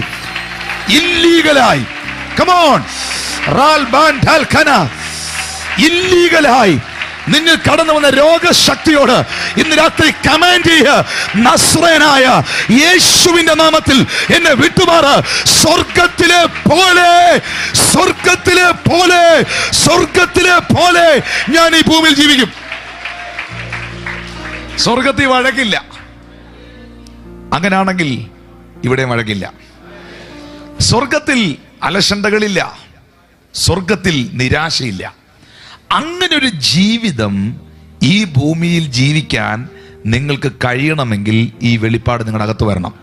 എന്താണ് വെളിപ്പാട്? സ്വർഗസ്ഥനായവൻ നിങ്ങളുടെ പിതാവാകണം. ഓ മൈ ഗാഡ്. സ്വർഗസ്ഥനായവൻ നിങ്ങൾക്കൊരു കാഴ്ചക്കാരനാകരുത്. സ്വർഗസ്ഥനായവൻ നിങ്ങൾക്കൊരു കേൾവി മാത്രമാകരുത്. സ്വർഗസ്ഥനായവൻ മൈ ഹെവൻലി ഫാദർ, ദൈവത്തിന്റെ മുഖത്തോട്ട് നോക്കി മൈ ഡാഡി, എൻ്റെ പിതാവേ, എൻ്റെ പപ്പ എന്ന് ദൈവത്തിന്റെ മുഖത്തോട്ട് നോക്കി വിളിക്കാൻ നിനക്ക് കഴിയുമെങ്കിൽ നിന്റെ ഭൂമിയിലെ ജീവിതം സ്വർഗത്തെ പോലെ ആയിരിക്കും. ഒന്ന് കരങ്ങൾ അടിച്ചു ചേർന്ന് ദൈവത്തെ സ്തുതിക്കാമോ?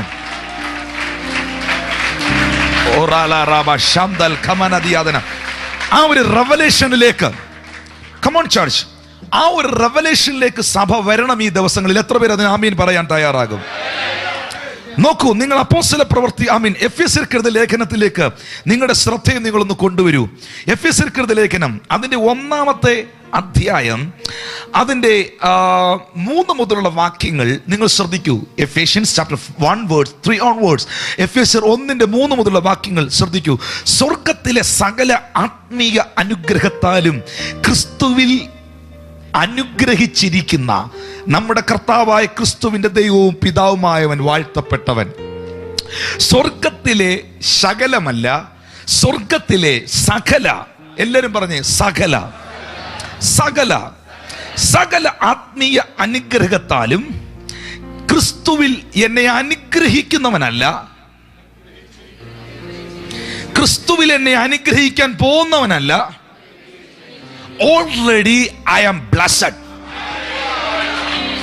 Oh my God, you are in Christ. Hallelujah. നിങ്ങൾ ക്രിസ്തുവിലാണോ? നിങ്ങൾ ദൈവത്തെ വിളിക്കുന്നത് എൻ്റെ പിതാവേ എന്നാണോ? നിങ്ങൾ ക്രിസ്തുവിലായി തീർന്ന വ്യക്തിയാണോ? കാൺമീൻ, നാം ദൈവമക്കൾ എന്ന് വിളിക്കപ്പെടാൻ പിതാവ് എത്ര വലിയ ഭാഗ്യം, അനുഗ്രഹം നമ്മുടെ ജീവിതത്തിൽ തന്നിരിക്കുന്നു എന്ന പദവിയിലാണോ? You are blessed. Come on church, you are blessed. Nobody can curse you, nobody can reject you. Oh ribakasham thalkana, you are blessed. സ്വന്തം കൈ നെഞ്ചിലോട്ട് വെച്ച് പറ, ഞാൻ അനുഗ്രഹിക്കപ്പെട്ടവൻ. സഹോദരിമാർ പറ, ഞാൻ അനുഗ്രഹിക്കപ്പെട്ടവൻ. അടുത്തിരിക്കുന്നവർ പറ, you are blessed. കൈ കൊടുത്ത് പറ, you are not rejected, you are accepted. Hallelujah. You are not under the curse, you are blessed. You are blessed. Hallelujah. Because you are in the Christ. നിങ്ങൾ ക്രിസ്തുവിലായിരിക്കുന്നു.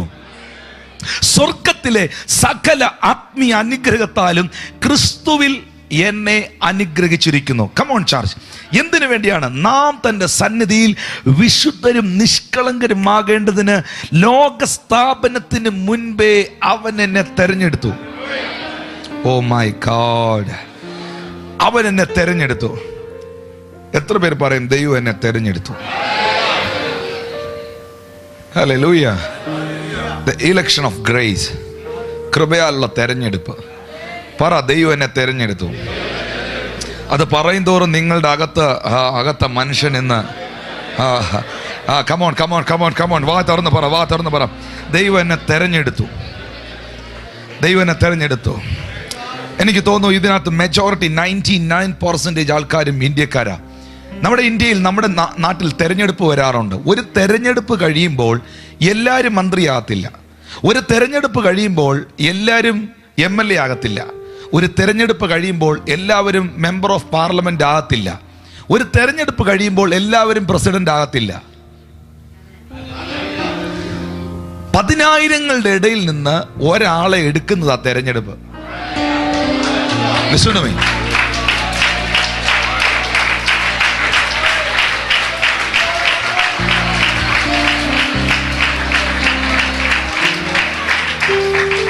നിങ്ങളൊരു ഒരു ഷോപ്പിൽ ചെന്നു, നിങ്ങളുടെ ഷർട്ടിന്റെ size 40 or 42, anyone 39 or 40 or 40, anyone എന്തോ ആട്ടെ, നിങ്ങളുടെ ഷർട്ടിന്റെ സൈസ് ഉള്ള ആ പാർട്ടിൽ നിങ്ങൾ ചെന്നു. നിങ്ങൾ ചെന്ന് എല്ലാ ഷർട്ടും എടുക്കുമല്ല, നിങ്ങളൊരു കാര്യം പറയും, എനിക്കിഷ്ടമുള്ളത് ഞാൻ തെരഞ്ഞെടുത്തു, എനിക്ക് പാകമാകുന്നത് ഞാൻ തെരഞ്ഞെടുത്തു എന്ന് പറഞ്ഞതിൻ്റെ അർത്ഥം ആ ഷോപ്പിലിരുന്ന എല്ലാ ഷർട്ടും എടുത്തുകൊണ്ട് പോയെന്നല്ല. 1000കണക്കിന് 100കണക്കിന് ഡിസൈൻസ് ഉള്ള ഷർട്ട് അവിടെ ഇരിക്കുമ്പോൾ നിനക്കിഷ്ടമുള്ളതിനെ നീ എടുക്കുന്നതാ തെരഞ്ഞെടുപ്പ്. അങ്ങനെങ്കിൽ ദൈവം എന്നെ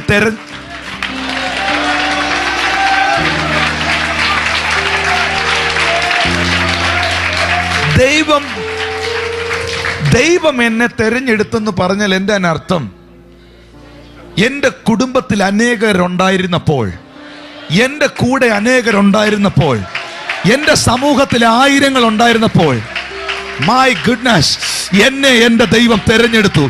ആ അനുഗ്രഹം ലഭിച്ചവർ ഒന്ന് കരങ്ങൾ അടിച്ച് ദൈവത്തെ സ്തുതിച്ച്. എൻ്റെ 5 വർഷത്തേക്കല്ല തെരഞ്ഞെടുത്തേ, 2 മാസത്തേക്കല്ല തെരഞ്ഞെടുത്തേ, ഒരിക്കലായി എന്നേക്കുമായി. 5 കൊല്ലത്തേക്കല്ല തെരഞ്ഞെടുത്തേ, 3 മാസത്തേക്കല്ല തെരഞ്ഞെടുത്തേ, ഒരിക്കലായി എന്നേക്കുമായി. എന്നെ ഭയങ്കര ചിന്തിപ്പിച്ച ഒരു വാക്യോടെ പറഞ്ഞ് ഞാൻ ഈ മെസ്സേജിലേക്ക് മടങ്ങി വരും. 5-ാമത്തെ വാക്യം, അവനിൽ തിരഞ്ഞെടുക്കുകയും തിരുഹിതത്തിന്റെ പ്രസാദ പ്രകാരം യേശുക്രിസ്തു മുഖാന്തരം നമ്മെ ദത്തെടുക്കേണ്ടതിന്. യേശുക്രിസ്തു മുഖാന്തരം പിതാവായ ദൈവം എന്നെ അഡോപ്റ്റ് ചെയ്തു. യേശുക്രിസ്തു മുഖാന്തരം പിതാവായ ദൈവം എന്നെ ദത്തെടുത്തു. പറ, ദത്തെടുത്തു. എന്തോ ദത്തെടുക്കുക എന്ന് പറഞ്ഞാൽ, അഡോപ്റ്റ് ചെയ്യുക എന്ന് പറഞ്ഞാൽ, വാസ്തവം പറഞ്ഞാൽ സ്വന്തമാണോ എന്ന് ചോദിച്ചാൽ സ്വന്തം അല്ല. ഒരു കുടുംബത്തിന് സ്വാഭാവികമായി അവർക്കൊരു കുഞ്ഞ് ജനിക്കേണ്ട സ്ഥാനത്ത് അവർക്ക് തലമുറകൾ ജനിച്ചില്ലെങ്കിൽ അവരുടെ സ്വത്തുക്കൾ, അവരുടെ നന്മകൾ, അവരുടെ സ്നേഹം അവർക്ക് കൈമാറേണ്ടതിന് അവരൊരു കുഞ്ഞിനെ ദത്തെടുക്കുന്നു. ഒന്ന്, അവരുടെ സ്നേഹം അവർക്ക് കൈമാറാൻ. 2, അവരിലുള്ള നന്മകൾ കൈമാറാൻ അവരൊരു കുഞ്ഞിനെ ദത്തെടുക്കുന്നു. അപ്പൊ ദത്തെടുക്കുന്ന കുഞ്ഞ് വാസ്തവത്തിൽ അവരുടേതല്ല. പക്ഷേ ദത്തെടുത്ത് കഴിയുന്നതോടുകൂടെ അവരുടേതായി, എല്ലാ പദവിക്കും യോഗ്യനായി.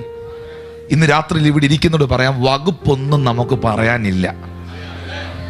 ഒരു പാരമ്പര്യവും നമുക്ക് പറയാനില്ല. ഞാൻ എൻ്റെ ഏത് വീട്ടിലെയാണെന്ന് അറിയാവോ, ക്രിസ്തീയ കുടുംബം എൻ്റെ കുടുംബത്തിന്, നോ, നെവർ. ഒരു വകുപ്പും പറയാനില്ല. അർഹതയില്ലാത്ത സ്ഥാനത്ത് അവൻ എന്നെ അർഹനാക്കി. യോഗ്യതയില്ലാത്ത സ്ഥാനത്ത് അവൻ എന്നെ യോഗ്യനാക്കി. വാസ്തവത്തിൽ മക്കൾ എന്നുള്ള പദവിയിൽ നിന്ന് ഇസ്രായേൽ ജനം അവനിൽ വിശ്വസിക്കാഞ്ഞതിനാൽ, മക്കളെന്നുള്ള യഥാർത്ഥ സ്റ്റാറ്റസിൽ നിന്നവർ അവനിലേക്ക് വരാഞ്ഞതിനാൽ, ഇതാ പുറംപറമ്പിൽ കിടന്ന എന്നെയും നിങ്ങളെയും അവൻ മക്കളാക്കി മാറ്റി. Come on church, listen to me. പറഞ്ഞ് എന്നെ ദത്തെടുത്തു. ഒരു കുഞ്ഞിനെ ഒരു ഓർഫനേജിൽ പാല് മേടിച്ചു കൊടുക്കാൻ നിവൃത്തിയില്ലാത്ത, ബിസ്ക്കറ്റ് മേടിച്ചു കൊടുക്കാൻ നിവൃത്തിയില്ലാത്തതുകൊണ്ട്, നല്ലൊരു ഡ്രസ്സ് കൊടുത്ത് വളർത്താൻ നിവൃത്തിയില്ലാത്തതുകൊണ്ട് ഒരു കുഞ്ഞിനെ ഒരു ഓർഫനേജിൽ കൊണ്ടുവിട്ടു. അപ്പോഴാണ് ഒരു ഭയങ്കര ധനാഢ്യനായ മനുഷ്യൻ, ഇവിടുത്തെ വലിയൊരു ഒരു ഷെയ്ക്കാന്ന് കൂട്ടിക്കോ, പുള്ളി ആ ഓർഫനേജ് വിസിറ്റ് ചെയ്യാൻ പോയി. പുള്ളിക്ക് മക്കളിലെന്ന് കരുതുക. ഓർഫനേജ് വിസിറ്റ് ചെയ്യാൻ പോയപ്പോൾ കുഞ്ഞുങ്ങളെല്ലാം പുള്ളി നോക്കിയപ്പം അതിനകത്തിരിക്കുന്ന ഒരു മോനെ പുള്ളിക്ക് ഇഷ്ടപ്പെട്ടു. അപ്പൊ ദത്തെടുക്കണമെങ്കിൽ ഇഷ്ടപ്പെടണം. കണ്ടിഷ്ടപ്പെട്ടതിനെ ദത്തെടുക്കത്തുള്ളൂ, കണ്ടതിനെ എല്ലാം ദത്തെടുക്കത്തില്ല. അങ്ങനെയാണെങ്കിൽ യേശുക്രിസ്തു മുഖാന്തരം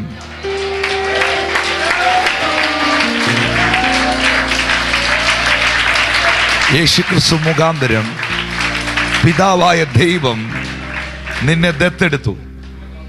അപ്പൊ എന്നാ ഇഷ്ടാ കർത്താവിന് നിങ്ങളെ. ഇനി ആരെന്നെ നോക്കി ചിരിച്ചില്ലെങ്കിൽ എനിക്കെന്നാ, ഇനി ആരെന്നോട് മുഖം കാണിച്ച് എനിക്കെന്നാ. അടുത്തിരിക്കുന്നത് പറഞ്ഞ യേശുവിന് നിങ്ങളെ എന്നാ ഇഷ്ടാന്നറിയാവോ ഒന്ന് പറഞ്ഞേ. ഹലോ, ഇങ്ങോട്ട് നോക്കിയേ. കർത്താവിന് ആ വ്യക്തി ഇഷ്ടമാണെന്ന് നിങ്ങൾക്ക് എന്നാ പിണക്കം? നിങ്ങളുടെ അടുത്തിരിക്കുന്ന ആളെ യേശുവിന് ഇഷ്ടമാണ്, പിന്നെ നിങ്ങൾക്ക് എന്തുവാ ഈ പിണക്കമെന്ന്? ഹല്ലേലൂയ. എൻ്റെ കർത്താവിന് എന്നെ വലിയ ഇഷ്ടമായതുകൊണ്ട് എനിക്കും അവനെ ഇഷ്ടം. നിങ്ങളുടെ അടുത്തിരിക്കുന്ന ആ സഹോദരിയെ കർത്താവ് യേശുവിന് ഇഷ്ടമായതുകൊണ്ട് നിങ്ങൾക്ക് എന്നാ പിണക്കം? നിങ്ങൾക്കും ആ വ്യക്തിയെ സ്നേഹിക്കാൻ കഴിയണം. ഒരു പ്രാവശ്യം ഞങ്ങളുടെ ചർച്ച് ലീഡർഷിപ്പിൻ്റെ മീറ്റിംഗ്, ഞാൻ കൂടുതൽ സമയം ലീഡേഴ്സിൻ്റെ കൂടെ സമയം ചെലവഴിക്കുന്ന ഒരു അനുഭവത്തിലാണ് കഴിഞ്ഞ 1.5 വർഷമായി. ലീഡർഷിപ്പ് മീറ്റിംഗ് നടന്നുകൊണ്ടിരിക്കുമ്പോൾ ഇപ്പം അറൗണ്ട് ഐ തിങ്ക് 175 ലീഡേഴ്സ് ഞങ്ങളുടെ ചർച്ചിലുണ്ട്, ശുശ്രൂഷകർ. ലീഡർഷിപ്പിൻ്റെ മീറ്റിംഗ് നടന്നുകൊണ്ടിരിക്കുന്ന സമയത്ത് കെയർസെൽ നടത്തുന്ന 1-2 സഹോദരന്മാർ അവരെന്തോ കാര്യം പറഞ്ഞ് അങ്ങോട്ടും ഇങ്ങോട്ടും ചെറിയൊരു ബുദ്ധിമുട്ടായി. അപ്പോൾ അവിടെ ആ മീറ്റിംഗ്, ലീഡർഷിപ്പ് മീറ്റിംഗ് കഴിഞ്ഞവിടെ ഫുഡുണ്ട്, ഭക്ഷണം കൊടുത്തുകൊണ്ടിരിക്കുക.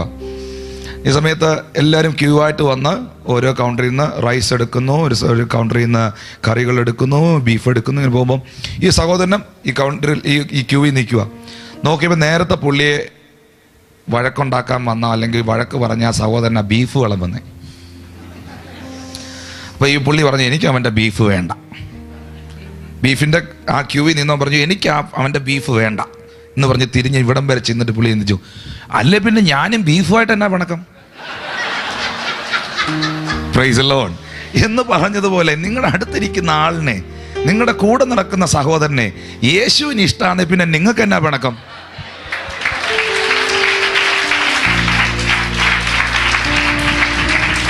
ഹല്ലേലൂയ. പ്രിയപ്പെട്ടവരെ, കർത്താവ് നമ്മളെ ദത്തെടുത്തിരിക്കുക. നോക്കിയേ, ഒന്ന്, ഈ കുഞ്ഞിനെ ഇഷ്ടപ്പെടണം. ഒരു ചോക്ലേറ്റോ ഒരു കവർ പാലോ ബിസ്ക്കറ്റോ ഒന്നും വാങ്ങിക്കൊടുക്കാൻ കഴിവില്ലാത്തതുകൊണ്ടായിരിക്കാം അതിനെ ഈ ഓർഫനേജിൽ കൊണ്ടിട്ടത്. പക്ഷേ ഇനി നിങ്ങൾ ശ്രദ്ധിച്ചു കേട്ടെ, ഈ കുഞ്ഞിനെ ഈ രാജ്യത്തിലെ ധനാഢ്യനായ ആ മനുഷ്യൻ ദത്തെടുത്തു കഴിഞ്ഞാൽ ഇനി ഇവനൊരു ബിസ്ക്കറ്റ് വേണമെന്ന് പറഞ്ഞാൽ പുള്ളി ഒരു ബിസ്ക്കറ്റ് ഫാക്ടറി മേടിച്ചു കൊടുക്കും. കാരണം ആരാണോ നമ്മളെ ദത്തെടുത്തത് ഇനി അവന്റെ സ്റ്റാറ്റസിലാണ് ജീവിക്കുന്നത്. ഓ കം ഓൺ ചർച്ച്, ഹല്ലേലൂയ. ആരാണോ നമ്മളെ ദത്തെടുത്തത് ഇനി നമ്മൾ ജീവിക്കുന്നത് അവന്റെ സ്റ്റാറ്റസിലാ, അവന്റെ സ്റ്റാൻഡേർഡില. യേശുക്രിസ്തു മുഖാന്തരം നിങ്ങളെ ദത്തെടുത്തത് ഒരു ചോട്ട നേതാവല്ല. യേശുക്രിസ്തു മുഖാന്തരം നിങ്ങളെ ദത്തെടുത്തത് ഈ ഭൂമിയിലൊരു മനുഷ്യനല്ല. ഉണ്ടാകട്ടെ എന്ന് പറഞ്ഞപ്പോൾ കം ഓൺ ചർച്ച്, സകലത്തെയും ഉളവാക്കിയ സർവശക്തനായ ദൈവമാണ്. ഇനി ഞാൻ ജീവിക്കുന്നത് ഈ ഭൂമിയിൽ എനിക്ക് ജന്മം തന്ന എൻ്റെ പിതാവിൻ്റെ സ്റ്റാൻഡേർഡിലല്ല. ഹലോ, എന്നെ ദത്തെടുത്ത എൻ്റെ അപ്പൻ്റെ സ്റ്റാൻഡേർഡില്ല, അവൻ്റെ സ്റ്റാൻഡേർഡിലാണ് ഞാൻ ജീവിക്കുന്നത്. എന്നെ ദത്തെടുത്ത പിതാവ് സമ്പന്നനാണ് ഞാൻ വിശ്വസിക്കുന്നത്. എന്നെ ദത്തെടുത്ത പിതാവ് ഇല്ലാത്തതിനെ ഉള്ളതുപോലെ വിളിച്ചു വരുത്തുന്നതാണ് വിശ്വസിക്കുന്നത്. അങ്ങനെയാണെങ്കിൽ ഈ ഭൂമിയിൽ ഞാൻ പരാജിതനല്ല. I am more than conqueror in Christ. ക്രിസ്തുവിൽ ഞാൻ ജയത്തിന് മേൽ ജയാളിയാണ്. അതുകൊണ്ട് അപ്പോസ്തലന്മാർ പറഞ്ഞത്, എല്ലായിടത്തും എല്ലായ്പ്പോഴും എല്ലാ സമയവും യേശു ക്രിസ്തു മുഖാന്തരം ഞങ്ങൾക്ക് ജയം തരുന്ന ദൈവത്തിന് സ്തോത്രം. കരങ്ങളെ ഉയർത്തിച്ചേർന്ന് ദൈവത്തെ സ്തുതിക്കാം. ആമേൻ, ഹല്ലേലൂയ. എവിടെങ്കിലും റിജക്ഷൻസ് അനുഭവിച്ചിട്ടുണ്ടോ? എവിടെങ്കിലും തിരസ്കരണം നെവർ മൈൻഡ്, അതിനെ ശ്രദ്ധിക്കാൻ പോലും പോണ്ട. നിങ്ങളെ തെരഞ്ഞെടുത്തവൻ, നിങ്ങളെ ദത്തെടുത്തവൻ വലിയവനാ. ഒരു വകുപ്പും പറയണ്ട. എൻ്റെ പ്രാർത്ഥന അല്ലെങ്കിൽ ആ കർത്താവിൻ്റെ എന്നാ പറയുന്നത്, ഞാൻ എത്ര പെർഫെക്റ്റ് ആയതുകൊണ്ടാണെന്ന് അറിയാമോ ദൈവനെ? No, only his grace. എവിടെങ്കിലും ആരെങ്കിലും തള്ളപ്പെട്ടിട്ടുണ്ടോ? ഒറ്റപ്പെട്ടിട്ടുണ്ടോ? പ്രതികൂലം നിന്റെ പ്രമോഷനാ. ഒരിക്കലും ഒരു ദ്വീപിൽ ഒരു പള്ളി ഉണ്ടായിരുന്നു. 300-ഓളം അംഗങ്ങളുള്ള ഒരു പള്ളി. ആ ദ്വീപ് ടൂറിസ്റ്റ് പ്ലേസ് ആണ്, വിദേശികൾ, വിനോദസഞ്ചാരികൾ വരുന്ന സ്ഥലം. അപ്പോൾ ആ ദ്വീപിന്റെ പ്രത്യേകത, അവിടെ ഉള്ളവർക്ക് അക്ഷരാഭ്യാസം വളരെ കുറവാണ്. They are not educated. ഒത്തിരി വിദ്യാഭ്യാസമുള്ളവരല്ല. ആ പള്ളിയിലുള്ള 300 പേർക്കും എഴുതാനും വായിക്കാനും ഒപ്പിടാനും അറിയത്തില്ല. അങ്ങനെ ഇരിക്കുമ്പോഴാണ് ഒരു പ്രൊഫസർ, ഒരച്ഛൻ ആ പള്ളി ചാർജ് എടുത്തു. അപ്പം അച്ഛൻ വർഷങ്ങൾ ഒരു കോളേജിലെ ലെക്ചററും പ്രൊഫസറും ഒക്കെ ആയിട്ട് വർക്ക് ചെയ്ത ആളാണ്. അപ്പോൾ അച്ഛൻ അവിടെ ചാർജ് എടുത്തു. അച്ഛൻ ആദ്യത്തെ 3 മാസം എന്നാ ചെയ്തെന്നറിയാമോ? ഈ പള്ളിയിലുള്ളവരെ മുഴുവൻ എഴുതാനും വായിക്കാനും ഒപ്പിടാനും പഠിപ്പിച്ചു. 3 മാസം കൊണ്ട് ആ പള്ളിയിലുള്ള മിക്ക ആൾക്കാരും, എല്ലാവരും എന്ന് വേണേൽ പറയാം, സ്വന്തം പേരെഴുതി ഒപ്പിടാൻ പഠിച്ചു. പള്ളിയിലെ കപ്പ്യാരൊഴികെ. കപ്പ്യാര് പേരെഴുതാനും ഒപ്പിടാനും പഠിച്ചില്ല. ഉടനെ അച്ഛനൊരു തീരുമാനമെടുത്തു, ഈ കപ്പ്യാരെ മാത്രം ഇരുത്തി പേരെഴുതാനും ഒപ്പിടാനും പഠിപ്പിക്കാം. അങ്ങനെ 7 ദിവസത്തെ സ്പെഷ്യൽ ക്ലാസ് പുള്ളിക്ക് കൊടുത്തു. എന്നിട്ടും പുള്ളി പേരെഴുതി ഒപ്പിടുകയില്ല. അച്ഛൻ പറഞ്ഞു, ഇനി ഇങ്ങനെ ഇത്രയും ആൾക്കാരെല്ലാം കാര്യമായി മാതൃകയായപ്പോൾ ഈ മനുഷ്യൻ മാത്രം മാതൃകയില്ലാത്തവനായി ഇവിടെ ഇരിക്കണ്ട, നമുക്ക് ഒരു കൊട്ട ഓറഞ്ച് ഈ പുള്ളിക്ക് വാങ്ങിച്ചു കൊടുത്ത് ഈ പുള്ളിയെ വിടാം. അങ്ങനെ ഈ കപ്പ്യാരെ എല്ലാവരും കൂടെ ചേർന്ന് ഒരു കൊട്ട ഓറഞ്ച് മേടിച്ചു കൊടുത്ത് ഈ പള്ളിയിൽ നിന്ന് തള്ളി വിട്ടു. നിനക്കൊരു യോഗ്യതയില്ലടാന്ന് പറഞ്ഞു. അതൊരു ടൂറിസ്റ്റ് പ്ലേസ് ആയിരുന്നു. പുള്ളി പോയി ഈ 1 കൊട്ട ഓറഞ്ച് അവിടെ എല്ലാം വിറ്റു. പിറ്റേ ദിവസം 2 കൊട്ട ഓറഞ്ച് എടുത്തു. അടുത്ത ദിവസം 5 കൊട്ട ഓറഞ്ച് എടുത്തു. 6 മാസത്തിനുള്ളിൽ പുള്ളി അവിടെ ഒരു ഫ്രൂട്ട്സ് കട തുടങ്ങി. 1 വർഷം കഴിഞ്ഞപ്പോൾ അവിടെ 2 ഫ്രൂട്ട്സ് കടയായി. 3 കൊല്ലത്തിനുള്ളിൽ ആ ദേശത്തിലെല്ലാം, എല്ലാ സിറ്റികളിലും പുള്ളി ഫ്രൂട്ട്സ് കട തുടങ്ങി. 5 വർഷം കഴിഞ്ഞപ്പോൾ 7ാമത്തെ വർഷം പുള്ളി സ്വന്തമായി ഫാം തുടങ്ങി. 10ാമത്തെ വർഷമായപ്പോൾ ഫ്രൂട്ട്സ് എക്സ്പോർട്ട് ചെയ്യാൻ തുടങ്ങി. 15 വർഷം പിന്നിട്ടപ്പോൾ പുള്ളി ഭയങ്കര ഒരു മില്യനെയറായി, ധനാഢ്യനായി, കോടിക്കണക്കിന് ഡോളറുകൾ ഉള്ളൊരു മനുഷ്യനായി, മില്യൺ കണക്കിന് സമ്പാദ്യമുള്ള മനുഷ്യനായി. അപ്പോൾ ഒരു ദിവസം ഇത് അറിഞ്ഞുകൊണ്ട് ഒരു ബാങ്കുകാർ പുള്ളിയുടെ അടുക്ക വന്നിട്ട് പറഞ്ഞു, സാർ, ഒരു അപ്പോയിൻമെൻ്റ് എടുത്ത് വന്ന് പറഞ്ഞു, സാർ, ഞങ്ങളുടെ ബാങ്ക് അക്കൗണ്ടിലേക്ക് ഒരു $1 million സാർ ഡിപ്പോസിറ്റ് ചെയ്യണം. പുള്ളി പറഞ്ഞു 1 or 2 million എത്ര വേണേലും നിങ്ങളുടെ അക്കൗണ്ടിൽ ഇട്ടേക്കാം. ഈ ബാങ്ക് മാനേജർ പറഞ്ഞു, എന്തായാലും മനുഷ്യനാ. ആ കൂടെ തന്നെ ക്ലർക്കിനോട് പറഞ്ഞു, ആ പേപ്പർ എടുത്ത് സാറിൻ്റെ കൊടുത്ത് സാറിന് ഒപ്പിടട്ടെന്ന് പറഞ്ഞു. അപ്പോൾ പുള്ളി പറഞ്ഞു, എനിക്ക് ഒപ്പിടാനും പേരെഴുതാനും അറിയത്തില്ലെന്ന് പറഞ്ഞു. ഉടനെ ബാങ്ക് മാനേജർ ക്ലർക്കിനെ നോക്കി പറഞ്ഞു, അയ്യോ, ഒപ്പിടാനും പേരെഴുതാനും അറിഞ്ഞുകൂടാത്ത മനുഷ്യൻ ഇത്ര വലിയവനായി. ഒപ്പിടാനും പേരെഴുതാനും കൂടെ അറിയാമായിരുന്നേ പുള്ളി ആരായനെ? പുള്ളി പറഞ്ഞു, ഞാൻ കപ്പ്യാരായിരുന്നേനെ. Price the Lord. വലിയ വകുപ്പൊന്നും പറയണ്ട, എല്ലാം അറിയാമായിരുന്നെങ്കിൽ പലരും കപ്പ്യാരായനെ. കർത്താവ് ഇവിടെ കൊണ്ടുവന്ന് മാനിച്ചതാന്ന് പറയുന്നവരൊന്ന് കൈയടിച്ച് കർത്താവിനൊന്ന്, ഓ ഹല്ലേലൂയ. ഒരു യോഗ്യതയില്ലാതിരുന്ന സ്ഥാനത്ത് കർത്താവിനെ യോഗ്യനാക്കി, ഒരർഹതയില്ലാത്ത സ്ഥാനത്ത് കർത്താവിനെ അർഹനാക്കി. ഓ കൃപയാൽ യേശു ക്രിസ്തു മുഖാന്തരം പിതാവിനെ ദത്തെടുത്ത് സ്വർഗത്തിലെ സകല ആത്മീയ അനുഗ്രഹങ്ങൾക്കും, ഓ ഇന്ന് രാത്രി അത് സ്വീകരിക്കുന്നവർക്കായി ഞാൻ കർത്താവിനെ സ്തുതിക്കുക. സ്വർഗത്തിലെ സകല ആത്മീയ അനുഗ്രഹങ്ങൾക്കും എന്നെ അവകാശിയാക്കി. ശബ്ദമുയർത്തി ഹല്ലേലൂയ. അടുത്തിരിക്കുന്നവർ പറഞ്ഞേ, നിങ്ങളൊരു അവകാശിയാന്ന് പറഞ്ഞേ, നിങ്ങളൊരു അവകാശിയാന്ന് പറഞ്ഞു. പ്രിയപ്പെട്ടവരെ, കേരളത്തിൽ നമ്മുടെ നാട്ടിലൊക്കെ ഈ സെക്രട്ടേറിയറ്റിന്റെ മുമ്പിലൊക്കെ കിടന്ന് നേടിയെടുക്കും അവകാശങ്ങൾ നേടിയെടുക്കും എന്നൊക്കെ പറഞ്ഞ് ഈ നിലവിളിക്കുന്ന ഈ സിന്ദാബ വിളിക്കുന്ന ആൾക്കാർക്ക് കേരള സർക്കാർ, ഇന്ത്യൻ ഗവൺമെന്റ് അവരുടെ അവകാശങ്ങൾ, അവരുടെ ആനുകൂല്യങ്ങൾ ഇവർക്ക് കൊടുക്കുന്നെങ്കിൽ, നേടിയെടുക്കും അവകാശങ്ങൾ നേടിയെടുക്കും എന്നൊക്കെ പറഞ്ഞ് വിളിക്കുന്നവർക്ക് 2-3 ദിവസം അങ്ങനെ വിളിച്ചു കഴിയുമ്പോഴത്തേന് സർക്കാർ അവരുടെ അവകാശങ്ങൾ അവർക്ക് കൊടുക്കുന്നെങ്കിൽ, ഇന്ന് പകൽക്കാലം ഞാൻ നിങ്ങളോട് പറയട്ടെ പ്രിയപ്പെട്ടവരെ, കർത്താവ് എത്ര നല്ലവനാ. നീ നേടിയെടുക്കും എന്ന് വിളിക്കണ്ട, നീ അവകാശിയാന്നുള്ള ബോധം നിന്റെ അകത്ത് വന്നാൽ മതി. കൈ കൊടുത്ത് പറഞ്ഞേ, സൗജന്യമായിട്ട് ഇതെല്ലാം വന്ന് കിടപ്പുണ്ടെന്ന് പറഞ്ഞേ. Price the Lord. ഓണസമയത്ത് അവിടുത്തെ റേഷൻ ഷോപ്പിലെല്ലാം 25 കിലോ അരി സൗജന്യമായി വന്ന് കിടക്കും പാവത്തുങ്ങൾക്ക്. അപ്പൊ ഈ അരി സൗജന്യമായി വന്ന് കിടപ്പുണ്ടെന്ന് ഇവരെ ലഭിച്ചവരെല്ലാം റേഷൻ കാർഡ് നീട്ടി ഇത് മേടിച്ചുകൊണ്ട് പോകും. അപ്പം ശ്രദ്ധിക്കണം, അരി വന്നിട്ടുണ്ട്, അത് സൗജന്യമാ എന്ന് ഇൻഫർമേഷൻ ലഭിച്ചവർ വിളിച്ചു പറയാൻ തുടങ്ങും. തൊട്ട അയലോക്കത്ത് പറയും, അറിഞ്ഞോ, കട അരി വന്നിട്ടുണ്ട്, 25 കിലോ അരി സൗജന്യമായിട്ടുണ്ട്, പോയി വാങ്ങിച്ചോ എന്ന് പറയും. അറിഞ്ഞവൻ ഇത് പറഞ്ഞുകൊണ്ടിരിക്കും, ഇത് സൗജന്യമാ, ഇത് മേടിച്ചോണം, ഇത് സൗജന്യമാ, ഇത് മേടിച്ചോണം. ഇതാ കഴിഞ്ഞ 14 വർഷമായിട്ട് ഞാനും പറഞ്ഞുകൊണ്ടിരിക്കുന്നത്, ഇത് സൗജന്യമാ, ഇത് വാങ്ങിച്ചോണം, ഇത് സൗജന്യമാ, ഇത് വാങ്ങിച്ചോണം. അപ്പോൾ ഉടനെ ഒരു വലിയ പുള്ളി ദോഹയെന്ന് വന്നായിരിക്കാം, പുള്ളി പറയാ, ഇത് എൻ്റെ വീട്ടിൽ കൊണ്ട് തരട്ടെ അരി. ബ്രദറിന് അരി ഇല്ല. എത്ര പേർക്ക് ഞാൻ ഈ പറയുന്നത് മനസ്സിലാകുന്നു? വിശ്വാസം എന്ന റേഷൻ കാർഡ് നീട്ടുന്നവനേ ഉള്ളത്. ഓ, ഒന്ന് കരമടിച്ച് ദൈവത്തിനൊന്ന് സ്തോത്രം ചെയ്യാം. ഹല്ലേലൂയ. വിശ്വാസം എന്ന റേഷൻ കാർഡ് എടുത്ത് നീട്ടുന്നവനേ ഇതുള്ളൂ. അതുകൊണ്ട് കൃപ സൗജന്യമാണ്, രക്ഷ സൗജന്യമാണ്.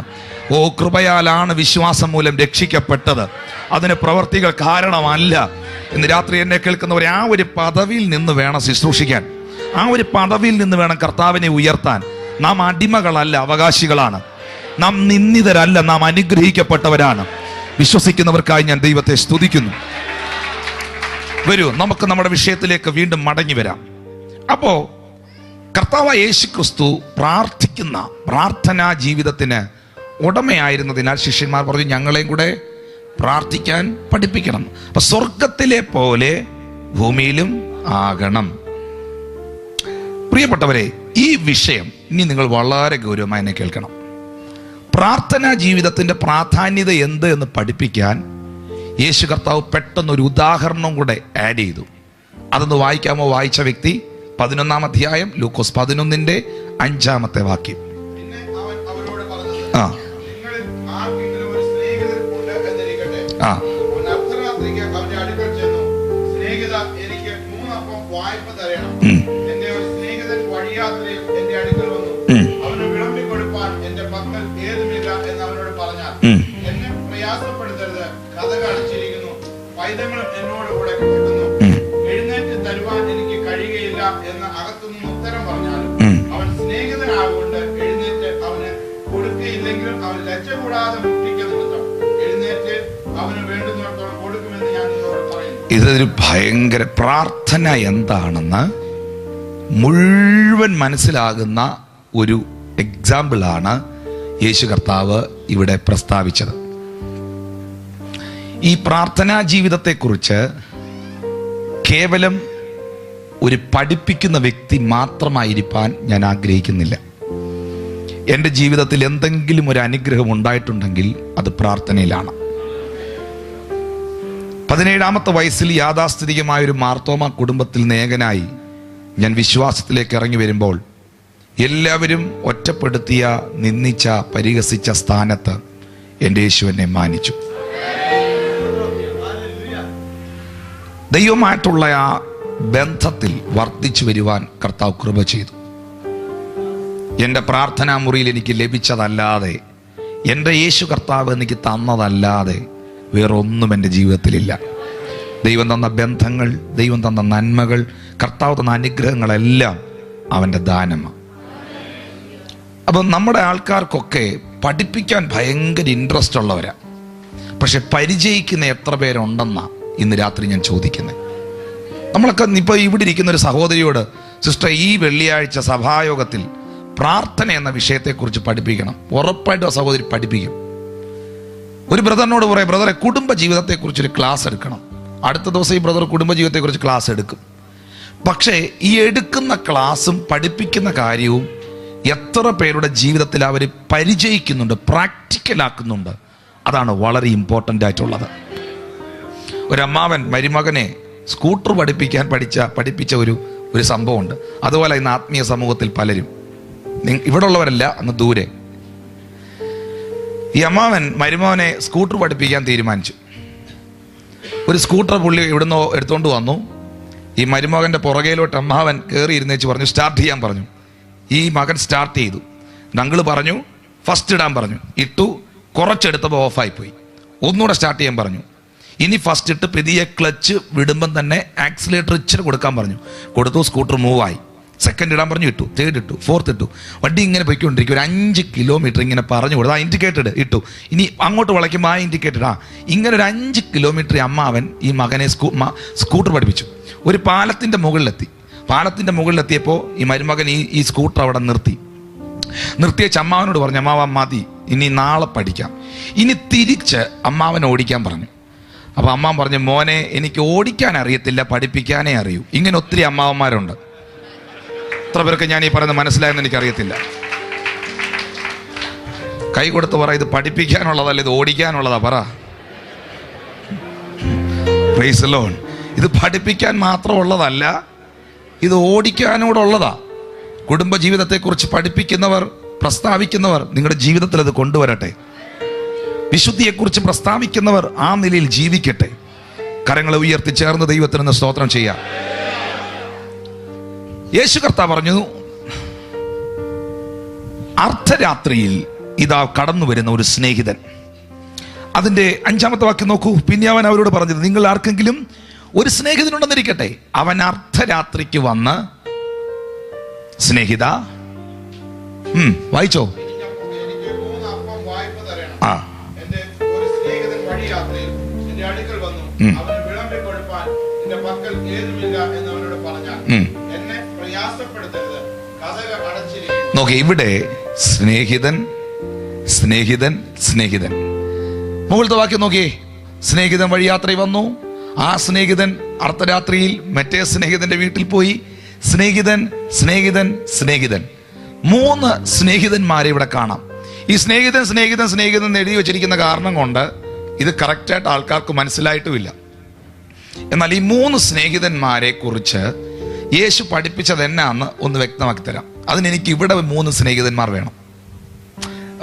2-3 സഹോദരൻ. Brother, you come forward here. നിങ്ങൾ 2 പേരും വന്നേ. ഒരാളും കൂടെ വന്നേ. വന്നേ ബ്രദർ, കം ഫോർവേഡ്. നിങ്ങൾ ഈ പ്ലാറ്റ്ഫോമിൽ നിന്നേ. നോ പ്രോബ്ലം, വന്നാട്ടെ. ഒന്ന് കൈകൾ അടിച്ച് എല്ലാവരും ഒന്ന് ദൈവത്തെ സ്തുതിച്ച് അവരെ ഓർത്ത്. Yeah, what's your name brother? Manju. Rins. Rijo. Rins, your name is Rins. Manju എന്ന ഈ സ്നേഹിതന്റെ വീട്ടിൽ റിൻസ് എന്ന സ്നേഹിതൻ രാത്രി വന്നു. അപ്പൊ മഞ്ജു എന്ന സ്നേഹിതന്റെ വീട്ടിൽ റിൻസ് എന്ന സ്നേഹിതൻ രാത്രി വന്നപ്പോൾ റിൻസ് എന്ന സ്നേഹിതന്റെ വിശപ്പ് മഞ്ജു എന്ന സ്നേഹിതൻ മനസ്സിലാക്കി. അപ്പോൾ മഞ്ജു എന്ന സ്നേഹിതന് റിൻസ് എന്ന സ്നേഹിതന് കൊടുക്കാനുള്ള ഫുഡ് വീട്ടിലില്ല, അപ്പം ഇരിപ്പില്ല. അപ്പൊ മഞ്ജു എന്ന സ്നേഹിതന് വേറൊരു സ്നേഹിതനെ പരിചയമുണ്ട്. ഏത് അർദ്ധരാത്രിയിൽ ചെന്ന് ഏത് ആവശ്യങ്ങൾ ചോദിച്ചാലും തരുന്നൊരു സ്നേഹിതൻ. ഏത് അർദ്ധരാത്രി ചെന്ന് ഏത് ആവശ്യങ്ങൾ പറഞ്ഞാലും നിറവേറ്റുന്ന ഒരു സ്നേഹിതനെ മഞ്ജു എന്ന സ്നേഹിതന് പരിചയമുണ്ട്. ആ സ്നേഹിതന്റെ പേരാണ് Jesus Christ. Listen to me, listen to me. യേശു പഠിപ്പിച്ച പ്രാർത്ഥന എന്താന്ന് പഠിപ്പിച്ചു കേട്ടോ. അപ്പോൾ മഞ്ജു എന്ന സ്നേഹിതൻ, റിജു അല്ലേ, റിൻസ് എന്ന സ്നേഹിതന്റെ വിശപ്പ് മനസ്സിലാക്കി. അപ്പോൾ ഈ മഞ്ജു എന്ന സ്നേഹിതൻ നൽകുവാൻ കഴിയുന്നവന്റെ അടുക്കൽ യാചിക്കാൻ പോകുന്നത്, നൽകുവാൻ കഴിയുന്നവന്റെ അടുക്കൽ ചോദിക്കാൻ പോകുന്നത് തൻ്റെ വിശപ്പ് മാറാനല്ല, തൻ്റെ പ്രശ്നം പരിഹരിക്കാനല്ല, തൻ്റെ ആവശ്യം നിറവേറാനല്ല. തൻ്റെ പ്രശ്നം പരിഹരിച്ച ഒരുത്തനെ തനിക്ക് പരിചയമുണ്ട്, അവനെ വേറൊരുത്തനു വേണ്ടി ഉപയോഗിക്കുന്നു.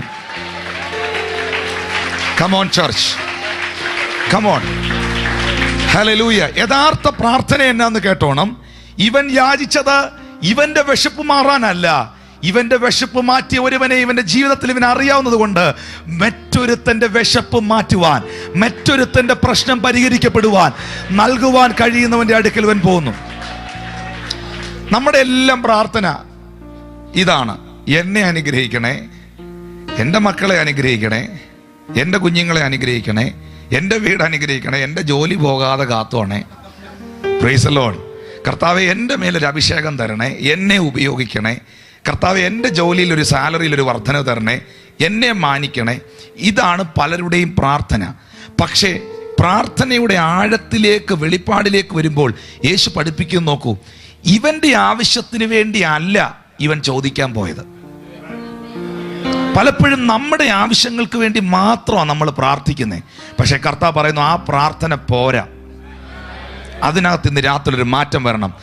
ആവശ്യങ്ങളെ പരിഹരിക്കുന്ന ഒരുത്തനെ നിനക്ക് പരിചയമുണ്ടെങ്കിൽ അതിനെ മറ്റൊരാൾക്കൂടെ പരിചയപ്പെടുത്തുന്നതാണ് യഥാർത്ഥമായ പ്രാർത്ഥന. ഓൾറെഡി ഈ മനുഷ്യന് പരിചയപ്പെടുത്തണം. നിങ്ങൾ ഈ കാര്യം വളരെ ഗൗരവമായി ശ്രദ്ധിക്കണം. നോക്കിയേ, ഇവന്റെ വിശപ്പടങ്ങുവാൻ, ഇവന്റെ പ്രശ്നം പരിഹരിക്കപ്പെടുവാൻ നൽകുവാൻ കഴിയുന്നവന്റെ അടുക്കൽ ഇവൻ യാചിക്കാൻ പോകുന്നു. അപ്പോൾ അങ്ങനെ യാചിക്കാൻ പോകണമെങ്കിൽ, ചോദിക്കാൻ പോകണമെങ്കിൽ എന്താണ് അതിൻ്റെ കാരണം? യഥാർത്ഥ കാരണം നേരത്തെ യാചിച്ചപ്പോൾ, നേരത്തെ ചോദിച്ചപ്പോൾ കിട്ടിയ ഒരു അനുഭവം ഇവനുണ്ടാകണം. പ്രാർത്ഥനയിൽ ഒരു പ്രാവശ്യമെങ്കിലും വിടുതൽ ലഭിച്ചവർ, പ്രാർത്ഥനയിൽ ഒരു പ്രാവശ്യമെങ്കിലും സമാധാനം അനുഭവിച്ചവർ, പ്രാർത്ഥനയിൽ ഒരു പ്രാവശ്യമെങ്കിലും ആത്മീയ സന്തോഷം അനുഭവിച്ചവർ, അടുത്തൊരു വിഷയം അവരുടെ മുമ്പിൽ വരുമ്പോഴും അവരുടെ വിഷയം പ്രാർത്ഥന തന്നെയാണ്. ശ്രദ്ധിക്കൂ, ഞാൻ വേഗത്തിൽ പറയാം. ഈ മനുഷ്യൻ ചോദിക്കാൻ പോയ സമയം എപ്പോഴാ? അർദ്ധരാത്രിയിൽ, അല്ലേ? അപ്പൊ കർത്താവ് ഇവിടെ പഠിപ്പിക്കുന്ന എന്നാ? പ്രാർത്ഥനയ്ക്ക് സമയഭേദം ഇല്ല. അർദ്ധരാത്രിയിലും പ്രാർത്ഥിക്കാം. പുതിയ നിയമത്തിൽ വരുമ്പോൾ രാവിലെ പ്രാർത്ഥിക്കാം, ഉച്ചയ്ക്ക് പ്രാർത്ഥിക്കാം, വൈകിട്ട് പ്രാർത്ഥിക്കാം, വണ്ടി ഓടിക്കുമ്പോൾ പ്രാർത്ഥിക്കാം, കിച്ചണിൽ നിൽക്കുമ്പോൾ പ്രാർത്ഥിക്കാം, ജോലി ചെയ്യുമ്പോൾ പ്രാർത്ഥിക്കാം, പിള്ളേരെ പഠിപ്പിച്ചുകൊണ്ടിരിക്കുന്നതിൻ്റെ ഇടയിൽ പ്രാർത്ഥിക്കാം, എപ്പോൾ വേണേലും പ്രാർത്ഥിക്കാം. പക്ഷെ പഴയ നിയമത്തിലേക്ക് വരുമ്പോൾ പ്രാർത്ഥനയ്ക്ക് സമയഭേദമുള്ളതായി നാം കാണുന്നു. പലയിടങ്ങളിലും സമയഭേദങ്ങൾ പ്രാർത്ഥനയ്ക്ക് കാണുന്നു. ദൈവദാസനൊന്ന് വായിക്കാമോ? അമീൻ. ദാനിയേൽ പ്രവാചകന്റെ പുസ്തകം 6-ാം അധ്യായം 10-ാമത്തെ വാക്യം. ദാനിയേൽ 6:10 ഒന്ന് വായിച്ചേ.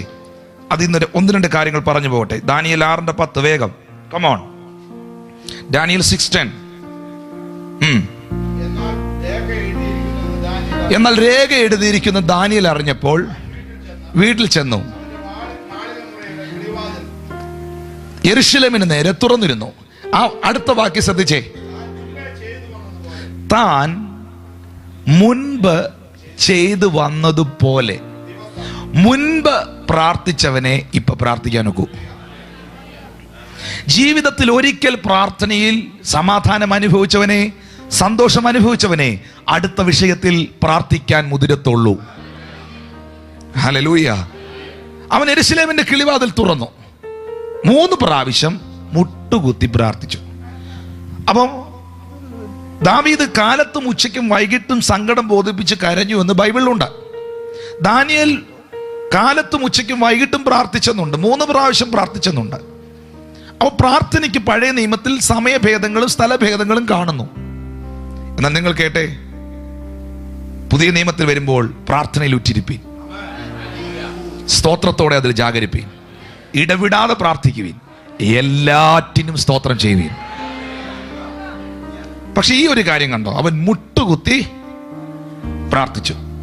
ആക്ച്വലി ഈ മുട്ടുകുത്തി പ്രാർത്ഥിക്കുന്നത് പുതിയ നിയമത്തിലും പഴയ നിയമത്തിലും വളരെ ശക്തമായിട്ടുണ്ട്.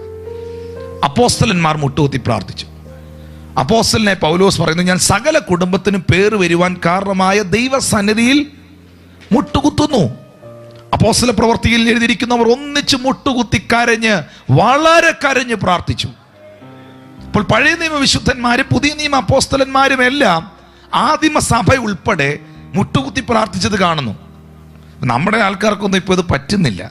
ഒന്നീ കട്ടിലയില അല്ലെ സോഫയിൽ, അതിങ്ങനെ വണ്ടി മറിച്ചിട്ടിരിക്കുന്ന പോലെ പുറകെ കൈവച്ച്, ഹലോ അയ്യോ ദൈവത്തെ ഓർത്തത് നിർത്തല്ലേ, something is better than nothing. ഇപ്പോൾ ഉള്ളത് ദൈവത്തെ ഓർത്ത് നിർത്തിയേക്കരുത്, അങ്ങനെങ്കിലും പ്രാർത്ഥിച്ചാൽ മതി. സ്തോത്രം. കട്ടിലയിലിരുന്നോ സോഫയിലിരുന്നോ എവിടെ വേണേലും ഇരുന്ന് പ്രാർത്ഥിച്ചാൽ മതി. Price the Lord. പക്ഷെ മുട്ടുകുത്തി പ്രാർത്ഥിച്ചാൽ ആ പ്രാർത്ഥനയ്ക്ക് ഒരു ഇച്ചിരിയും കൂടെ ആത്മാർത്ഥത കാണും. എത്ര പേർക്ക് ഞാൻ ഈ പറയുന്നത് മനസ്സിലായെന്ന് എനിക്കറിയത്തില്ല. കുറച്ചും കൂടെ ഒരു ആത്മാർത്ഥത ആ പ്രേരണത്ത് ഉണ്ടാകും. അപ്പോൾ വിശുദ്ധ ബൈബിളിൽ നാം കാണുന്നു പ്രാർത്ഥനയ്ക്ക് സമയഭേദം ഇല്ല. ഇനി രണ്ടാമത്തെ കാര്യം കേട്ടോണം. സെക്കൻഡ് വൺ, ഒരു പ്രധാന വിഷയത്തിലേക്ക് ഞാൻ വരിക. ഈ മനുഷ്യൻ അർദ്ധരാത്രിയിൽ ഈ നൽകാൻ കഴിയുന്നവന്റെ വീട്ടിൽ പോകണമെങ്കിൽ, പാതിരാത്രിക്ക് പോകണമെങ്കിൽ ആ വഴി, പോകുന്ന വഴി ഈ മനുഷ്യന് തിട്ടമായിരിക്കണം. വലിയ അർദ്ധരാത്രി, അവിടെ അർദ്ധരാത്രി എന്ന് എഴുതിയിരിക്കുന്ന, അർദ്ധരാത്രിയിൽ എൻ്റെ വീട്ടിൽ നിന്ന് എനിക്ക് ദൂരെയുള്ള മറ്റൊരു സ്നേഹിതന്റെ വീട്ടിൽ പോകണമെങ്കിൽ എനിക്ക് ആ വഴി കറക്റ്റ് ആയിരിക്കണം. ഇന്നിപ്പോൾ എല്ലാം ലൈറ്റും GPS-ഉം നാവിഗേറ്ററും ഒക്കെയുള്ള സമയം, മൊബൈലും ഒക്കെ ഉണ്ട്. എന്നാൽ പോലും ഇവിടുന്ന് മറ്റൊരു സ്ഥലത്തേക്ക് നിങ്ങൾ പോകുമ്പോൾ, ഒരു വീട് തിരക്കി പോകുമ്പോൾ മൊബൈലിൻ്റെ ബാറ്ററി എങ്ങാനും തീർന്നാൽ, എത്ര പേർക്ക് ഞാൻ ഈ പറഞ്ഞ മനസ്സിലാവുന്നു? മൊബൈലിൻ്റെ ചാർജ് എങ്ങാനും പോയാൽ നിങ്ങൾ ഉറപ്പായിട്ടും കറങ്ങിയിരിക്കും. അങ്ങനെയാണെങ്കിൽ അന്ന് കർത്താവ് ഇത് പറയുമ്പോൾ ഈ മനുഷ്യൻ അർദ്ധരാത്രിയിൽ നൽകുവാൻ കഴിയുന്നവൻ്റെ അടുക്കൽ പോകണമെങ്കിൽ ആ വഴി ഇവന് തിട്ടമായിരിക്കണം. എന്നും പോകുന്ന വീടാണെങ്കിൽ മാത്രമേ, എന്നും പോകുന്ന സ്ഥലമാണെങ്കിൽ മാത്രമേ അർദ്ധരാത്രിയിൽ ഈസി ആയിട്ട് പോകാനൊക്കൂ. അപ്പൊ യേശു എന്നെ ഇവിടെ പഠിപ്പിക്കുന്നേ, പ്രാർത്ഥനയിൽ പഴകാത്തൊരു ബന്ധം ദൈവത്തോട് വേണം എന്ന് പറഞ്ഞാൽ എന്നും പോകുന്ന ഒരു ബന്ധം. ഒന്ന് കരങ്ങൾ ഉയർത്തി ദൈവത്തെ സ്തുതിച്ച്. ഒരു വെള്ളിയാഴ്ച മാത്രം പോകുന്ന ബന്ധമല്ല, ഒരു ചൊവ്വാഴ്ച മാത്രം പോകുന്ന ബന്ധമല്ല, എവരിഡേ പോകുന്നൊരു ബന്ധം. ഇന്ന് രാത്രിയിൽ അതുള്ളവർക്കായി ഞാൻ ദൈവത്തെ സ്തുതിക്കുകയാണ്. ഹല്ലേലൂയ. അപ്പോൾ ഒന്ന്, പ്രാർത്ഥനയ്ക്ക് സമയഭേദമില്ല. 2, പഴകാത്തൊരു ബന്ധം പ്രാർത്ഥനയിൽ ഉണ്ടാകണം. ഇനി കേട്ടോ, ഇദ്ദേഹം ചെന്ന് ഈ മനുഷ്യന് വേണ്ടി ഈ വാതിലിൽ മുട്ടി, നൽകാൻ കഴിയുന്നവന്റെ വാതിലിൽ മുട്ടി. ഉടനെ അകത്തുനിന്നൊരു മറുപടി, ഞാനും പൈതങ്ങളും കിടന്നുറങ്ങുന്നു, കതക് അടച്ചിരിക്കുന്നു, എഴുന്നേറ്റ് വരാൻ കഴിയില്ല. ഈ പുള്ളിക്കാരൻ എന്നാ ചോദിച്ചേ? എനിക്ക് 3 അപ്പം വായ്പ തരണം, എൻ്റെ ഒരു സ്നേഹിതൻ വഴിയാത്രയിൽ എൻ്റെ വീട്ടിൽ വന്നിട്ടുണ്ട്.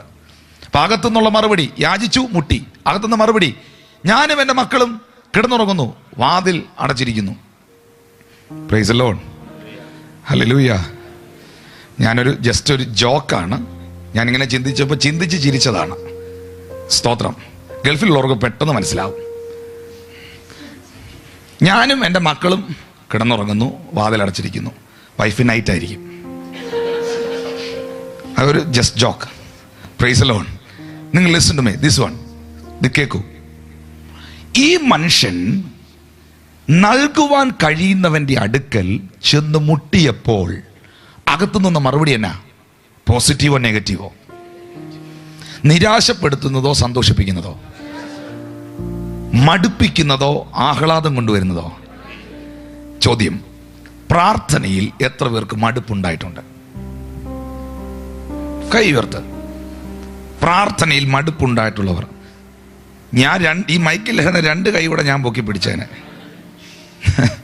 പ്രാർത്ഥനയിൽ മടുപ്പുണ്ടാകാം. അതാ കർത്താവ് പഠിപ്പിക്കുന്നത്. ഇവൻ ചെന്ന് ചോദിച്ചപ്പോൾ ചോദിച്ച കാര്യത്തിനല്ല മറുപടി വന്നേ. ശ്രദ്ധിക്കൂ, മടുപ്പിക്കുന്ന അനുഭവങ്ങൾ പ്രാർത്ഥനയിൽ വരാം.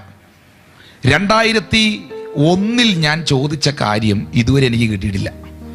എന്നാൽ 2014 ജനുവരി ചോദിച്ചത് 2014 ജനുവരി 29 തന്നു. Price the Lord. പല കാര്യങ്ങളിലും പ്രാർത്ഥനയിൽ നമുക്ക് മടുപ്പ് വരാം. ചോദിച്ചത് നടക്കാതിരിക്കുമ്പോൾ, പ്രാർത്ഥിച്ചത് ലഭിക്കാതിരിക്കുമ്പോൾ മടുപ്പ് വരാം. പക്ഷെ കർത്താവ് ഇവിടെ പഠിപ്പിക്കുന്നു, മടുക്കരുത്. ഈ മനുഷ്യൻ പിന്നെ എന്നായതു? അവൻ പിന്നെയും ലജ്ജ കൂടാതെ മുട്ടി. പിന്നെ ഈ പുള്ളി എന്താ മുട്ടിയേ? Only one reason. അപ്പോ ഇല്ലെന്ന് പറഞ്ഞില്ലല്ലോ. ഈ പുള്ളി എന്നാ ചോദിച്ചേ? അപ്പോ അല്ലേ? ഞാനും എൻ്റെ മക്കളും കിടന്നുറങ്ങുന്നു, കഥ കടച്ചിരിക്കുന്നു, ഇതല്ലേ പറഞ്ഞേ? നീ ചോദിച്ച സാധനം ഇല്ലെന്ന് പറഞ്ഞോ? ഞാൻ ചോദിച്ചത് അവന്റെ കയ്യിൽ ഉണ്ടെന്നുള്ളതിന്റെ ഉറപ്പാ. പിന്നെയും കമോൺ ചർച്ച്, ഞാൻ ചോദിച്ചത് അവന് തരാൻ കഴിയുമെന്നുള്ള എൻ്റെ വിശ്വാസം, ഞാൻ ചോദിച്ചത് അവന്റെ പക്കൽ ഉണ്ട് എന്നുള്ളതിന്റെ കോൺഫിഡൻസ് ആണ് നിരാശ വന്നാലും വിഷയങ്ങൾ എതിരായാലും പിന്നെയും എന്നെ മുട്ടാൻ പ്രേരിപ്പിക്കുന്നത്. എത്ര പേർക്ക് പറയാൻ കഴിയും, ഇന്ന് വരെ ഞാൻ ദൈവത്തോടൊരു കാര്യം ചോദിച്ചിട്ട് സോറി എന്നെ കൊണ്ടത് പറ്റത്തില്ല, വേറെ ആരുടെങ്കിലും പോയി ചോദിക്ക് എന്ന് ദൈവം പറഞ്ഞിട്ടില്ല. ഞാൻ ചോദിക്കുന്നത് അവന്റെ കയ്യിലുണ്ട്. വിശ്വസിക്കുന്നവർ ഒന്ന് കരമടിച്ചേറ്റെടുത്തേ. ഞാൻ ചോദിക്കുന്നത് അവന്റെ പക്കലുണ്ട്. ഞാൻ ചോദിക്കുന്നത് തരാൻ എന്റെ ദൈവം വിശ്വസ്തനാ. കരങ്ങളെ ഉയർത്തി ചേർന്ന് ദൈവത്തെ സ്തുതിക്കാം.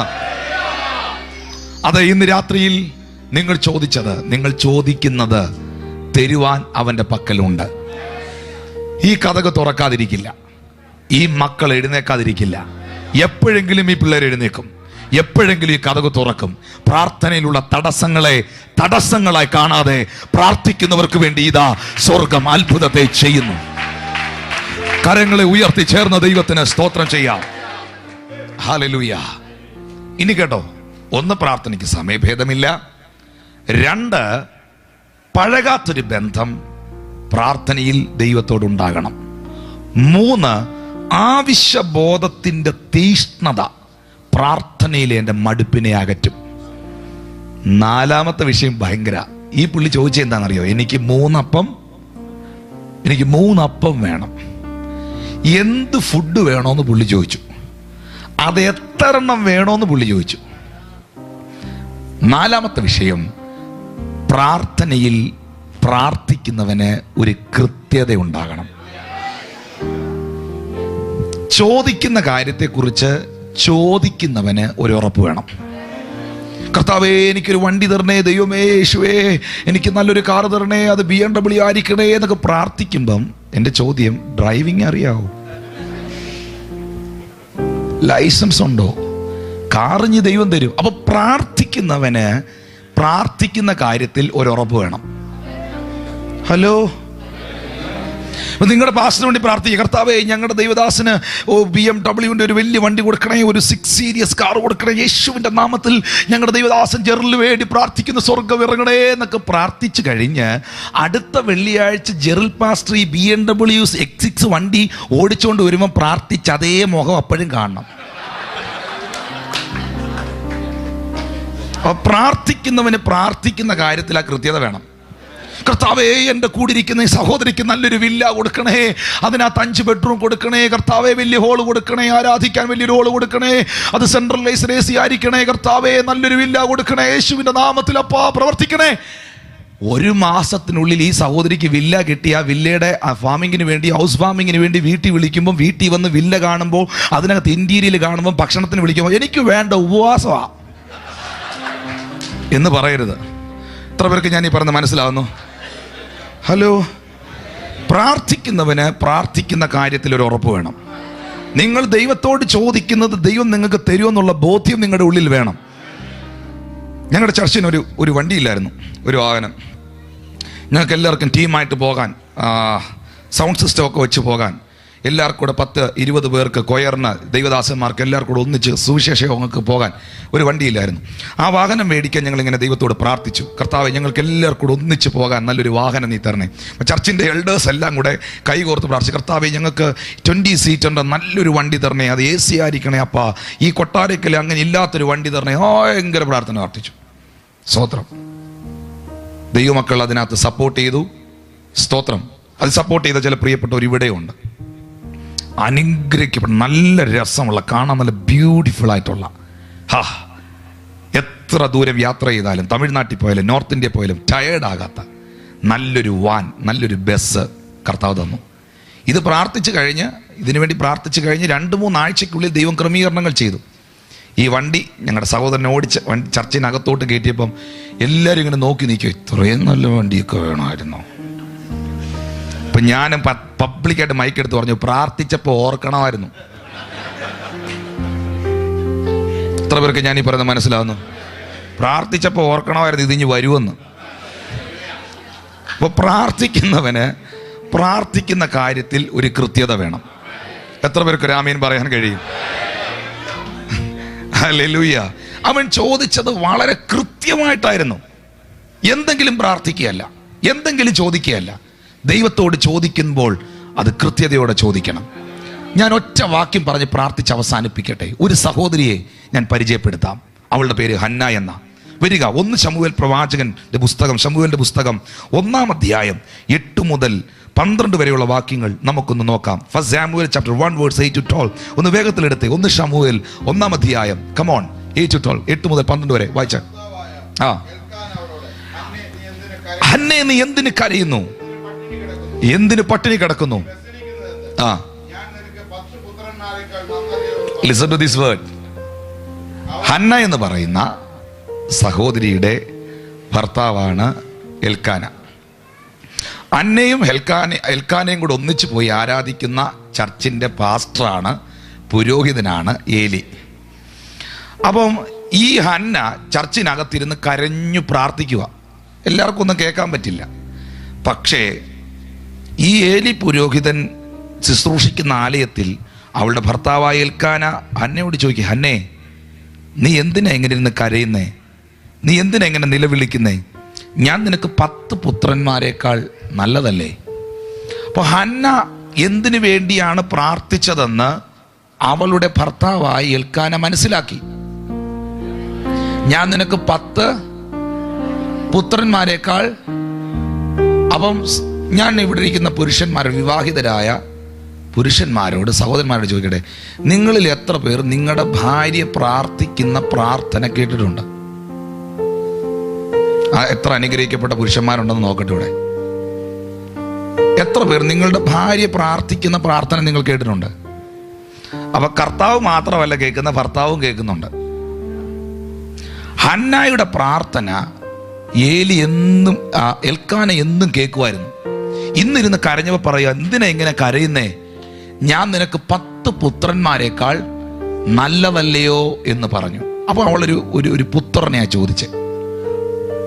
ഒരു കുഞ്ഞിനെ തരണേ എന്നല്ല പ്രാർത്ഥിച്ചേ, ഒരു പുത്രനെ. നിങ്ങൾക്ക് തെളിയിക്കാം. അടുത്ത വാക്യം വായിച്ചേ. ആ ആ ആ 11-ാം വാക്യം. ആ, അടിയന്റെ സങ്കടം നോക്കി അടിയനെ ഓർക്കുകയും അടിയനെ മറക്കാതെ ഒരു പുരുഷ സന്താനത്തെ, എനിക്കൊരാൺകുഞ്ഞിനെ നീ തരണം. കൈ കൊടുത്തോറ. ചോദിക്കുവാന്നെ കൃത്യമായിട്ട് ചോദിക്കണം. പറ. Praise Lord. ഒരു കുഞ്ഞിനെ തരണേ എന്നല്ല അവൾ പ്രാർത്ഥിച്ച്. കർത്താവേ, നീ എനിക്കൊരാൺകുഞ്ഞിനെ തരണം. അവൾ പ്രാർത്ഥിക്കുന്ന വ്യക്തിയെ, പ്രാർത്ഥിക്കുന്ന കാര്യത്തിൽ നിങ്ങൾക്കൊരു കൃത്യത വേണം. അവൻ കൃത്യതയോടെയാ ചോദിച്ചത്. അവനെ ജീവപര്യന്തം യഹോവയ്ക്ക് കൊടുക്കും. ഇനി നിങ്ങളെല്ലാവരും ശ്രദ്ധിക്കണം, താഴേക്കുള്ള വാക്യങ്ങൾ വരുമ്പോൾ ഏലി പുരോഹിതനോട്, അടുത്ത വാക്യം വിട്ടേ മോളെ, എനിക്ക് വേഴ്സ് 13, അടുത്ത വാക്യം 14, അടുത്ത വാക്യം, കമോൺ, നെക്സ്റ്റ് വൺ,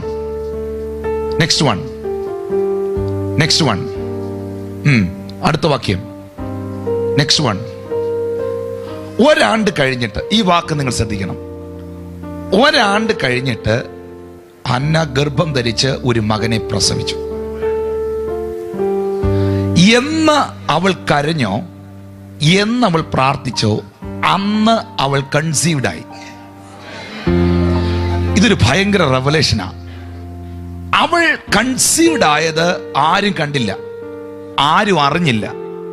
നിങ്ങൾ പ്രാർത്ഥിക്കുമ്പോൾ തന്നെ, നിങ്ങളൊരു കാര്യം ദൈവത്തോട് ചോദിക്കുമ്പോൾ തന്നെ, അത് എന്തായാലും ആ പ്രാർത്ഥിച്ച് കഴിയുമ്പോൾ തന്നെ അത് കൺസീവ്ഡ് ആകുന്നുണ്ട്.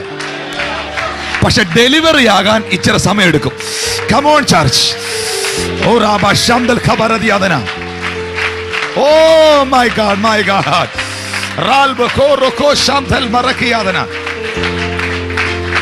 ഹല്ലേലൂയ. നിങ്ങൾ ചോദിച്ചത്, നിങ്ങൾ ദൈവത്തോട് പറഞ്ഞത്, അത് കൺസീവ്ഡ് ആയി കഴിഞ്ഞു. പക്ഷെ നിങ്ങളുടെ കയ്യിൽ അത് വരാൻ, നിങ്ങൾക്കത് തൊടാൻ, നിങ്ങൾക്കത് കാണാൻ, അത് ഡെലിവറി ആകാൻ അല്പസമയം എടുക്കും. അതുകൊണ്ടാണ് ഹബക്കൂക്ക് പറഞ്ഞത്, ദർശനത്തിന് ഞാനൊരു അവധി വെച്ചിരിക്കുന്നു. Oh my God. അതതിന്റെ സമാപ്തിയിലേക്ക് വരാൻ ബന്ധപ്പെടുന്നു. അവധി വെച്ചിരിക്കുന്നു. എന്നാ അവധി വെച്ചിരിക്കുന്നു? ഇന്ന് ഞങ്ങളുടെ ബോസ് അവധിയാ എന്ന് പറഞ്ഞാൽ എന്നാ, പുള്ളി റിട്ടയർ ആയെന്നാണോ? ഇന്ന് ഞങ്ങളുടെ ബോസ് അവധിയാന്ന് പറഞ്ഞാൽ പുള്ളി റിസൈൻ ചെയ്തെന്നാണോ? ഇന്ന് അദ്ദേഹം ഇല്ലെങ്കിലും നാളെയോ മറ്റന്നാളോ അദ്ദേഹം വരും. ദർശനത്തിന് ഞാൻ റിട്ടയർമെന്റ് അല്ല വെച്ചത്, ദർശനത്തിന് ഞാൻ റിസൈൻ ലെറ്റർ അല്ല കൊടുത്തത്. ഒരവധി ഇന്നല്ലെങ്കിൽ.